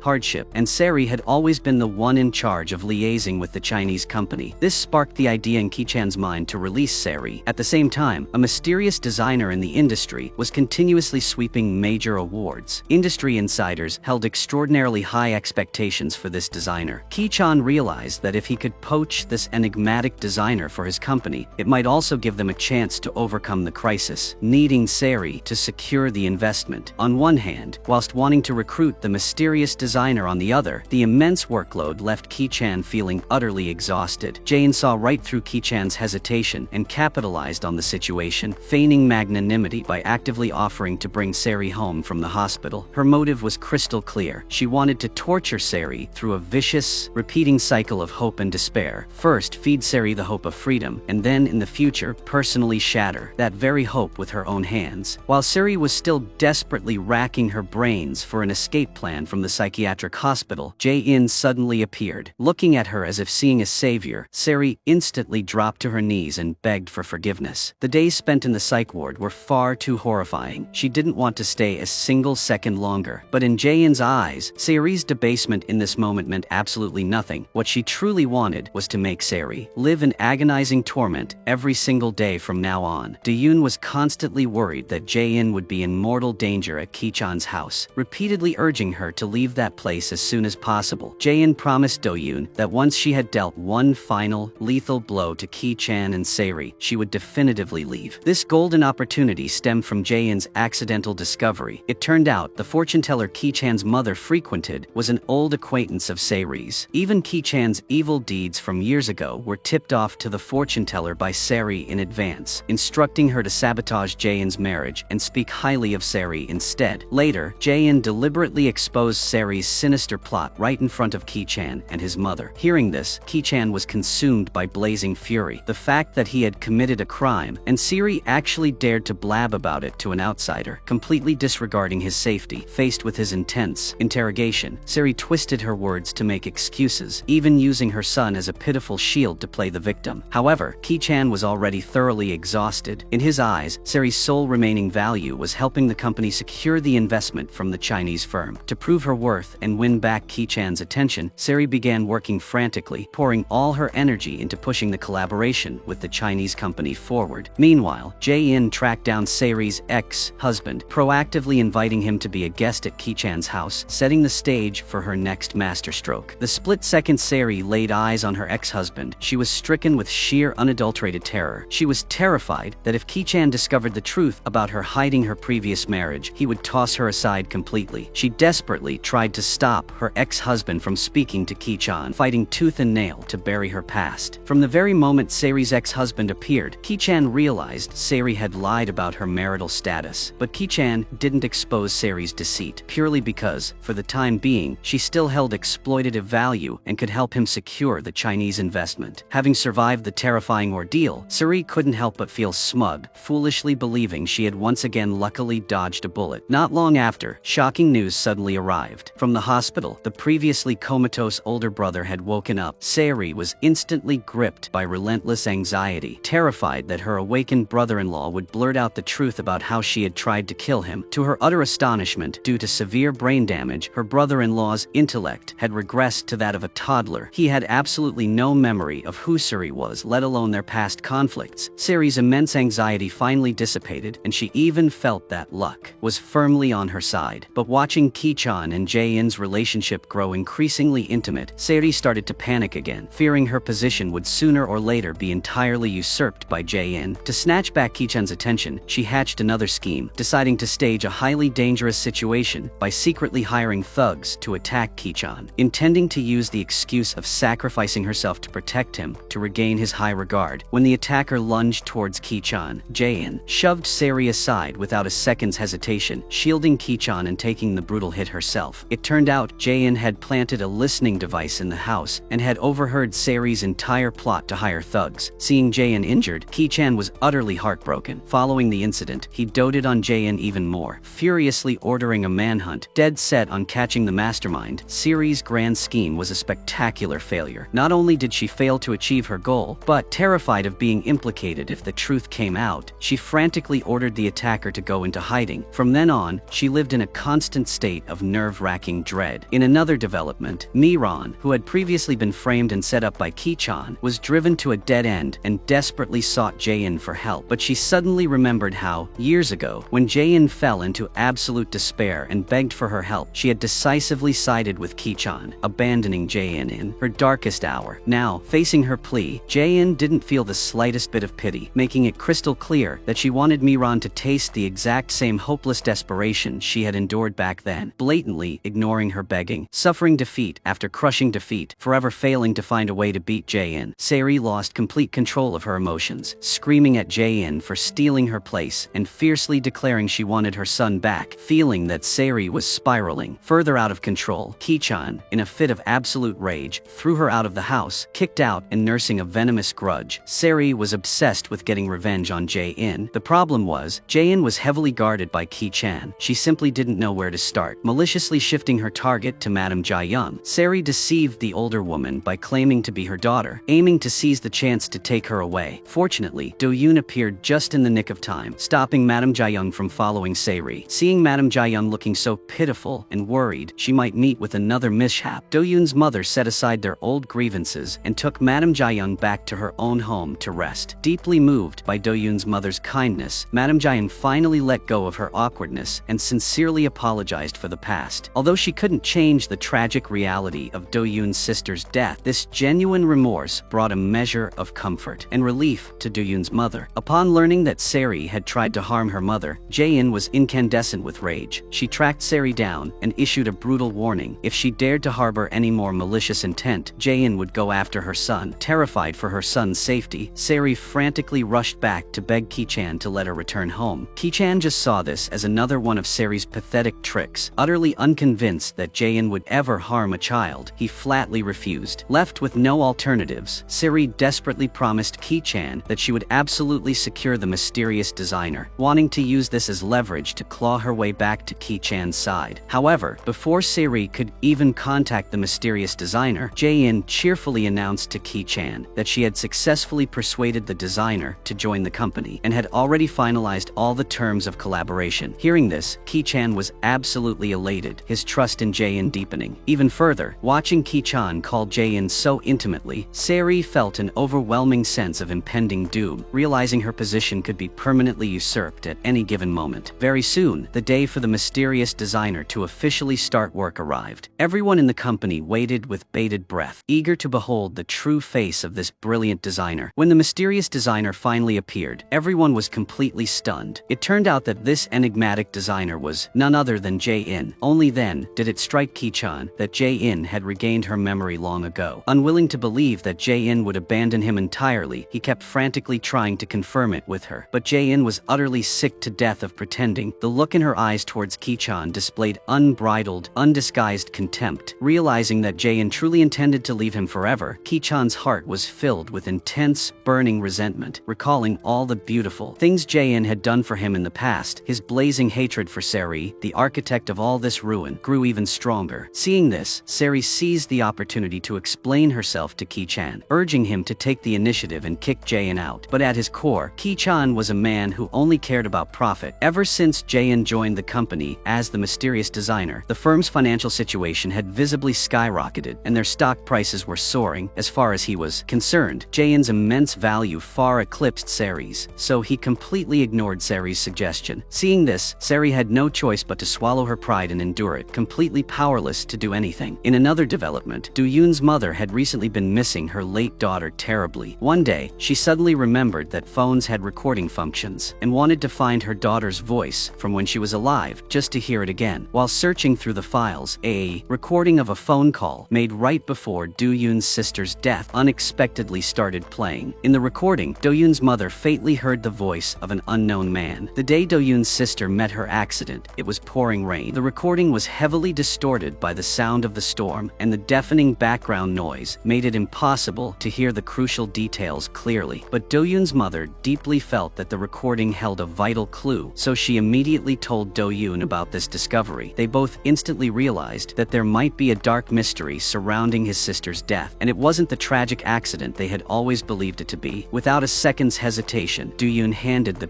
recording straight to the police, demanding professional audio enhancement. Following technical processing, the voices in the recording became chillingly clear. Everyone distinctly heard the broadcasted content. It was a conversation between Ki-chan and Se-ri. In the recording, the two of them were actively plotting how to harm Do-yoon's sister. Truthfully, beforehand, people had already suspected that the person involved in his sister's death might be Ki-chan. Yet, when this hard audio evidence was presented, hearing the ruthless calculations of Ki-chan and Se-ri with their own ears, they were still absolutely appalled by the sheer malice of these two, finding it almost impossible to believe that someone could snuff out an innocent life purely for their own selfish gain. Confirming that her mother was not the one who directly caused the death of Do-yoon's sister, Jae-in finally felt an overwhelming sense of relief. As for Do-yoon, after learning the absolute truth, nothing but blazing, unadulterated rage remained in his heart. It wasn't until this very moment that the two of them fully grasped the complete picture of what happened all those years ago. Back then, Madam Ja-young had slammed on the brakes just a fraction of a second before hitting Do-yoon's sister. His sister had merely fallen over in sheer terror. The real monsters who caused the fatal accident to Do-yoon's sister were none other than Ki-chan and Se-ri. Oh-sung decided to step up and take on Ki-chan directly. The very first thing to do was to stop Ki-chan from kicking Mi-ran out of the company as he pleased. Otherwise, the entire enterprise would fall right into his hands. After that, Oh-sung set to work resolving Mi-ran's problems, decisively clearing up the false allegations Ki-chan had previously leveled against her. Assuming it was an old acquaintance helping her out, Mi-ran wanted to go and personally thank him. Oh-sung, however, revealed that Jae-in had asked for his help, which was why he had stepped forward to sort things out for her. It turned out that Oh-sung and Mi-ran had once been romantically involved, and Sung-woo was actually their son. For all these years, Mi-ran had ruthlessly kept this hidden from Oh-sung, never once letting him know of their son's existence. Only at this very moment did Oh-sung learn the earth-shattering truth about his son. Finding it impossible to accept right away, he instantly unleashed his furious anger onto Mi-ran. Deep down, Mi-ran felt terribly guilty towards Jae-in and wanted to express her deepest gratitude to her. As of today, she had finally realized that her past failure to trust Jae-in, choosing instead to side with Ki-chan, was a catastrophic, unforgivable mistake. At the same time, she profoundly understood the immense, devastating pain she had inflicted upon Madam Ja-young. If only she had told Madam Ja-young earlier that Sung-woo was her son, Madam Ja-young wouldn't have mistakenly believed the chairman had another woman, nor would she have spent so many years bitterly resenting him. In a desperate bid to atone for her past sins, Mi-ran offered to stay and take care of Madam Ja-young. Jae-in firmly refused. Right now was the absolutely critical moment for her to take down Ki-chan. She absolutely refused to let Ki-chan discover that she had aligned with Mi-ran, ordering her to temporarily maintain the status quo, keep her distance on the surface, and absolutely not do a single thing that might arouse Ki-chan's suspicions. Afterwards, Jae-in and Do-yoon sat down together to mastermind their plan. Both of them desperately wanted to obliterate the problem with Ki-chan once and for all, but they clearly understood they couldn't act rashly. Every move had to be meticulously calculated. Although they possessed the audio recording proving Ki-chan and Se-ri's heinous actions, it wasn't guaranteed to be enough to convict Ki-chan directly. If they exposed their trump card too early, it would backfire, alerting Ki-chan and giving him ample time to prepare a counterattack. After a prolonged, intense discussion, the two decided to temporarily keep the audio evidence under tight wraps, pivoting to finding a way to orchestrate a situation that would force Ki-chan into confessing himself before slamming him with the hard proof. On the other side, the exact moment Ki-chan's brother laid eyes on Se-ri, he was overcome with sheer terror. Suddenly pointing straight at her in front of their mother, he screamed at the top of his lungs that she was the monster who had pushed him down the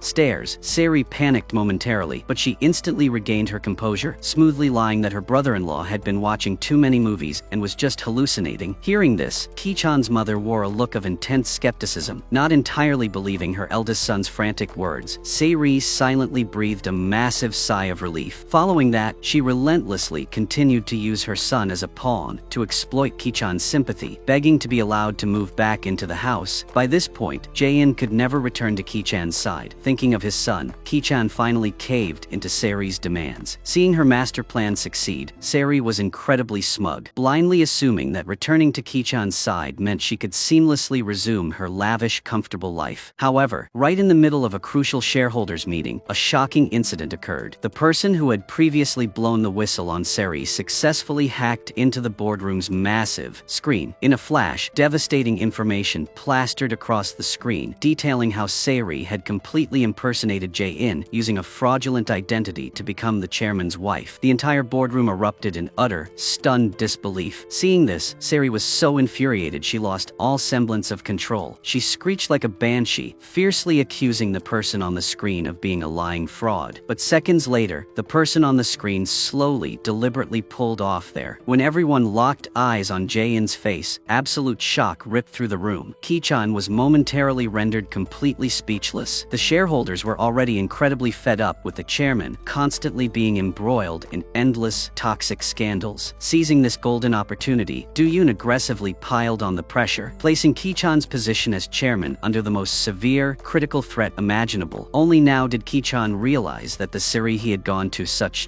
great lengths to marry was, in reality, merely someone constantly trying to imitate and replace Jae-in. This profound sense of failure left Ki-chan incandescent with rage. He wanted to end things with Sari. Sari, however, used their son as an excuse, stubbornly refusing to let Ki-chan go. Now, the mere sight of Sari exhausted Ki-chan. He had no desire to communicate with her any further. Sensing the danger, Sari constantly shadowed Ki-chan, terrified he would return to Jae-in. Yet, her very worst fear materialized. Ki-chan's eyes were constantly drawn to Jae-in. Desperate to eliminate Jae-in immediately, Sari deliberately knocked over a bookshelf next to her. Instinctively, Ki-chan lunged forward to shield Jae-in, ending up injured himself. Consumed by jealousy, Sari had no choice but to help the injured Ki-chan walk away. To win back Ki-chan's attention, Sari solicitously offered to treat his wound, only to accidentally overhear that Ki-chan was frantically searching for the slush fund left behind by the late chairman. Sari instantly decided to take matters into her own hands by kidnapping Madame Ja-young, intending to use this method to extort information about the slush fund. Simultaneously, Jae-in and Mi-ran initiated the formal process to dismiss the chairman. Ki-chan was plunged into an unprecedented crisis. Just as Mi-ran thought Ki-chan's dismissal was merely a matter of time, Ki-chan had already colluded with a corrupt police acquaintance, using the pretext that Sung-woo was involved in the hit-and-run accident, resulting in Do-hee's death, to have him arrested. Ki-chan's sheer cunning infuriated Mi-ran. She tracked him down to confront him directly. Ki-chan laid out his condition. The motion to dismiss him as chairman must be completely withdrawn before he would release Sung-woo. Unable to bear seeing her younger brother implicated, Jae-in urged Mi-ran to agree to Ki-chan's demand, arguing that saving her brother was the immediate priority and taking down Ki-chan could be planned later. Ki-chan had already anticipated Mi-ran's surrender. Having resolved the crisis, his face was full of smug satisfaction. Right in front of Mi-ran, he ordered the police to release Sung-woo. Unexpectedly, Sari stirred up even more trouble. Jae-in discovered her mother was missing and instantly suspected Sari's involvement. Very quickly, she pinpointed the location where Sari was holding her mother captive. When she arrived, Sari hadn't even managed to extract the information about the slush fund before fleeing in a panic. Although Madame Ja-young was blindfolded, she still recognized her kidnapper as Sari. The terrifying ordeal caused her condition to worsen significantly. Jae-in was heartbroken beyond words. Jae-in assumed Ki-chan was also complicit in the kidnapping, unable to explain himself. Ki-chan vented all his fury onto Sari and threw her out. Ki-chan's deep concern for Jae-in made Sari blindingly jealous. Absolutely refusing to accept defeat, she once again planned to use the fact that Ki-chan had committed murder to blackmail him. In another development, Ki-chan's younger sister sought Do-yoon for psychological counseling. Do-yoon accidentally discovered that his father's fiery death years ago was intimately connected to Ki-chan's mother. It turned out that many years ago, Do-yoon's family was quite well off. Ki-chan's mother, dragging her children along, rented a house from Do-yoon's family. One day, Ki-chan's sister accidentally knocked over a heater, starting a fire. Seeing the flames raging out of control, Ki-chan's mother hastily fled with her children. She clearly knew Do-yoon's father had mobility issues. Not only did she fail to call the police to save him, but she also took advantage of Do-yoon's mother's overwhelming grief to impersonate her, claiming the entirely massive life insurance payout Do-yoon's father had purchased while alive. The sheer ruthlessness of Ki-chan's mother left Do-yoon utterly astounded. However, the statute of limitations had now passed. To punish her, they could only rely on themselves. Mr. Sung knew Ki-chan's mother had always harbored harbored feelings for him, so he feigned a passionate love for her, caring for her attentively, and tricked her into buying land. Knowing full well that Mr. Oh Song was a highly successful man, Ki-chan's mother placed absolute trust in his abilities, pouring every penny she had into purchasing the land. To exact complete revenge on Ki-chan, Do-yoon's mother wasn't sitting idly by either. Ki-chan was desperately scrambling everywhere for a new investor, wanting to seize this opportunity to terminate his partnership with Do-yoon's company. With immense difficulty, he finally found a capable investor. He instantly grew smug, not hesitating to propose terminating the collaboration with Do-yoon's firm. Little did he know, just as Ki-chan was preparing to sign the contract with the new company, he discovered that the boss of this investment firm was none other than Do-yoon's mother. Only at this very moment did Ki-chan realize he had been played by Do-yoon. Feeling furiously angry, absolutely nothing was going Ki-chan's way. Arriving home and seeing Sari still there, he immediately ordered his mother to throw her out. His mother, however, hesitated. Ki-chan then discovered that Sari had once again used his murder to blackmail his mother. He felt an overwhelming sense of regret, terrified that if he pushed Sari too far, she would actually go to extremes and burn everything down with her. So, he softened his tone. Sari tactfully admitted her fault, promising she would absolutely never act on her own again and would obediently stay by Ki-chan's side to look after the family. But Sari's words were entirely untrustworthy. Ki-chan couldn't believe her anymore. Sari was forced to write a letter of commitment on the spot. Only then was she permitted to continue staying at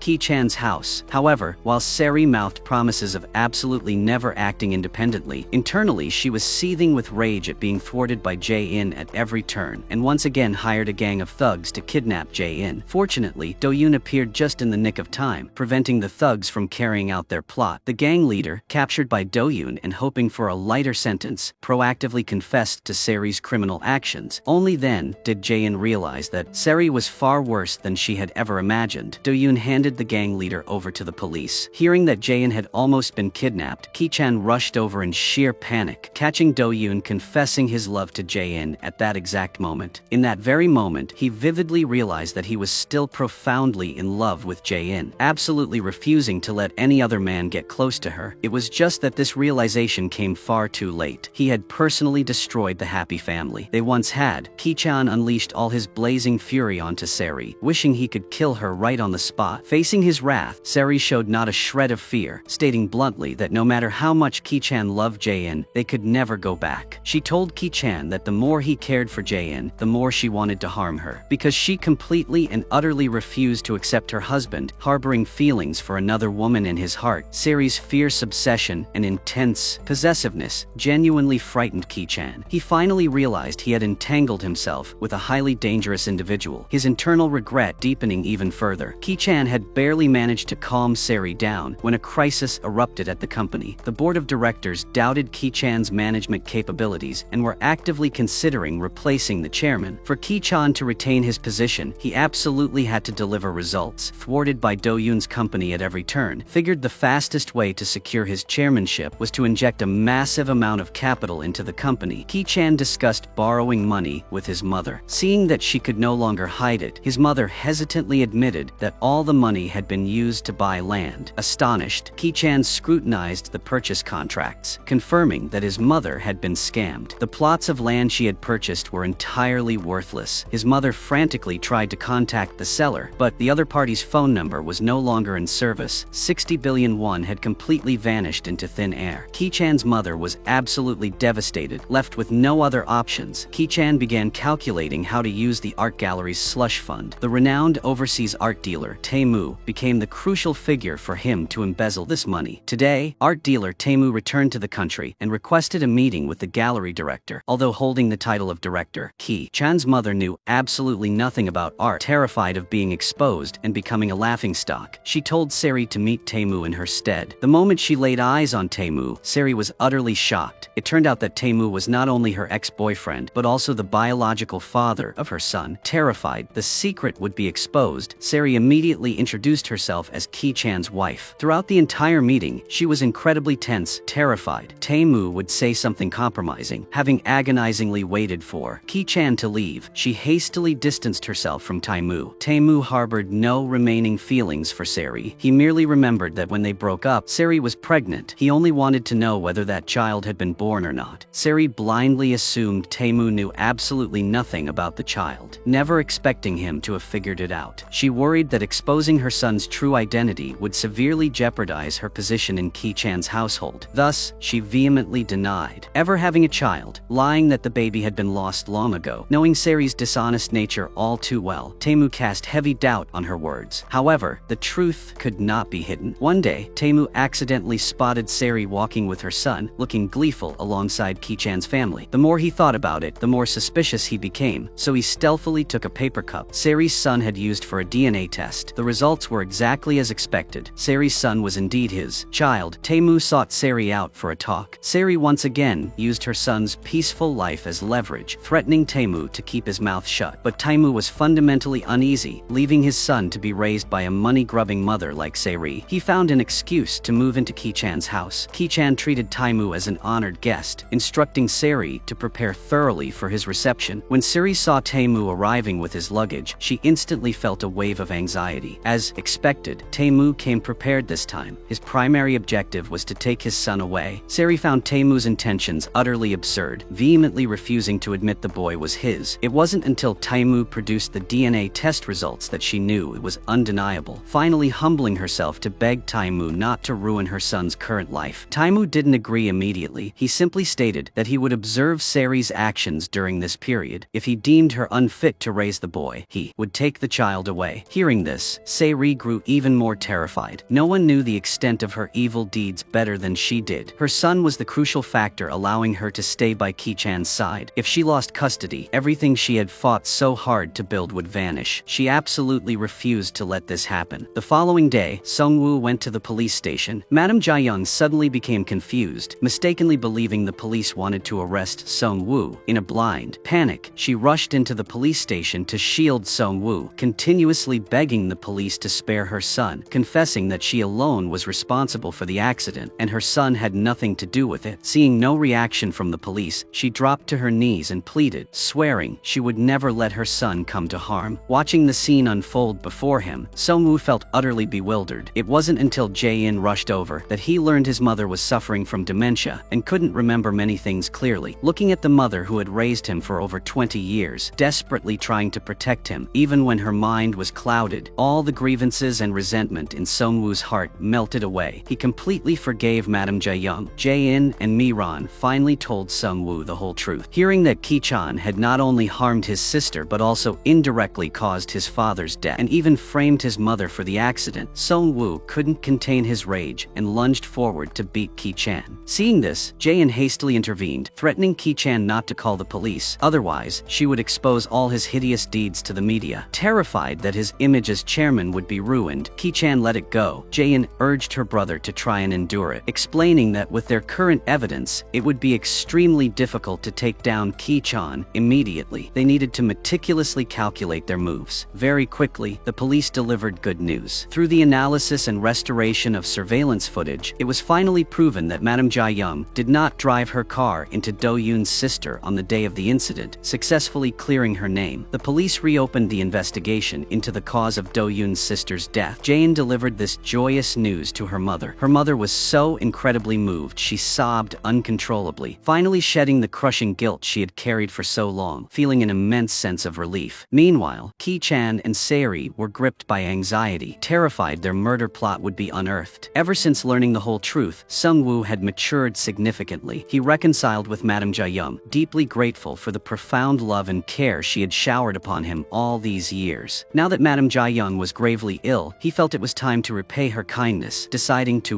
stay by her side and care for her as her son. Miran fully supported her son's decision, although she couldn't help but feel saddened internally. She understood that her son's choice was the right one. In another development, Ki-chan's feelings for Jae-in grew stronger by the day. Seeing Jae-in and Do-yoon together, he recklessly dragged Jae-in away. Utterly unable to accept Jae-in receiving care from anyone else, Jae-in simply found Ki-chan utterly ridiculous, firmly asserting that there was absolutely no going back for them. Ki-chan stubbornly insisted he loved Jae-in. These words completely made Jae-in lose her temper. She felt deeply disgusted hearing declarations of love from Ki-chan's mouth. The two ended their conversation in intense hostility. As for Saeri, who had been constantly monitoring Ki-chan, knowing he had gone to find Jae-in again, she was blindingly jealous and demanded an explanation. information, the two had a massive explosive argument in the house. All of this was witnessed by Taemu. He felt even more strongly that his son was utterly unsuited to live with Sari. Through his observations, Taemu realized that back then, Sari had been unfaithful, carrying on affairs with both him and Ki-chan simultaneously. Such a woman was entirely unfit to be a mother. Taemu severely warned Sari to hand over custody immediately, otherwise, he would expose her lies in front of everyone. Sari was absolutely petrified, but desperately clung to hope, intending to use their son as a shield to beg Taemu not to disrupt their lives. Taemu refused to listen to another word. As the two argued, Jae-in coincidentally spotted them. Jae-in realized there was some underlying issue between them. Although curious, she respected Taemu and chose not to pry. After all, Taemu was a business partner with the company. There was absolutely no need to meddle in his personal affairs. Simultaneously, Oh Seong, the man who had swindled all of Ki-chan's mother's life savings, brought Do-yoon's family to Ki-chan's house, planning to borrow the venue to host a charity event. Ki-chan's mother was absolutely thrilled, foolishly believing Oh Seong loved her beautiful home and had chosen the venue for that reason. However, when the total donation amount was announced, perfectly matching the exact sum she had been scammed out of years ago, she finally realized the devastating truth that Oh Seong had been deceiving her from the very beginning. In a fit of blazing rage and agony, Ki-chan's mother declared on the spot that she would sue Do-yoon's family. Do-yoon's mother seized this golden opportunity to strike back, publicly demanding Ki-chan's mother explain the life insurance payout from her late husband years ago, laying bare the dark secret Ki-chan's mother had always desperately tried to keep buried. Faced with the intense interrogation from everyone, Ki-chan's mother instinctively tried to evade the questions. Do-yoon's mother proceeded to broadcast the entirety of the Ki-chan family's despicable deeds from the past. Ki-chan had never known his mother possessed such a hideous past. Feeling intensely ashamed, he couldn't stop himself from fiercely reprimanding her. She sobbed as she explained to Ki-chan that she was a single mother raising 3 children. If she hadn't done those things, her children would never have survived. No matter who else had the right to criticize her, her own children absolutely did not. Ki-chan was left completely speechless. Very shortly after, these highly negative revelations about Ki-chan's family were splashed across the media, sparking immense public gossip. Although completely exhausted, to cling to his position as chairman, Ki-chan had to desperately try and find a solution. Whenever he encountered adversity, his mind drifted back to his time with Jae-in, feeling as though every catastrophic mistake in his life had stemmed from the moment he became entangled with Sari. Therefore, Ki-chan definitively decided to divorce Sari, but Sari flatly refused. She understood perfectly well that to reach her current position, she had spun a web of lies and committed countless vile acts. If she divorced, she would lose absolutely everything. Seeing Ki-chan's unwavering resolve, Sari completely lost control, violently threatening him and demanding he abandon any thought of divorce. From then on, Sari lived in perpetual terror. Taemu was like a ticking time bomb constantly by her side. She knew with absolute certainty that if Ki-chan discovered her son was not his biological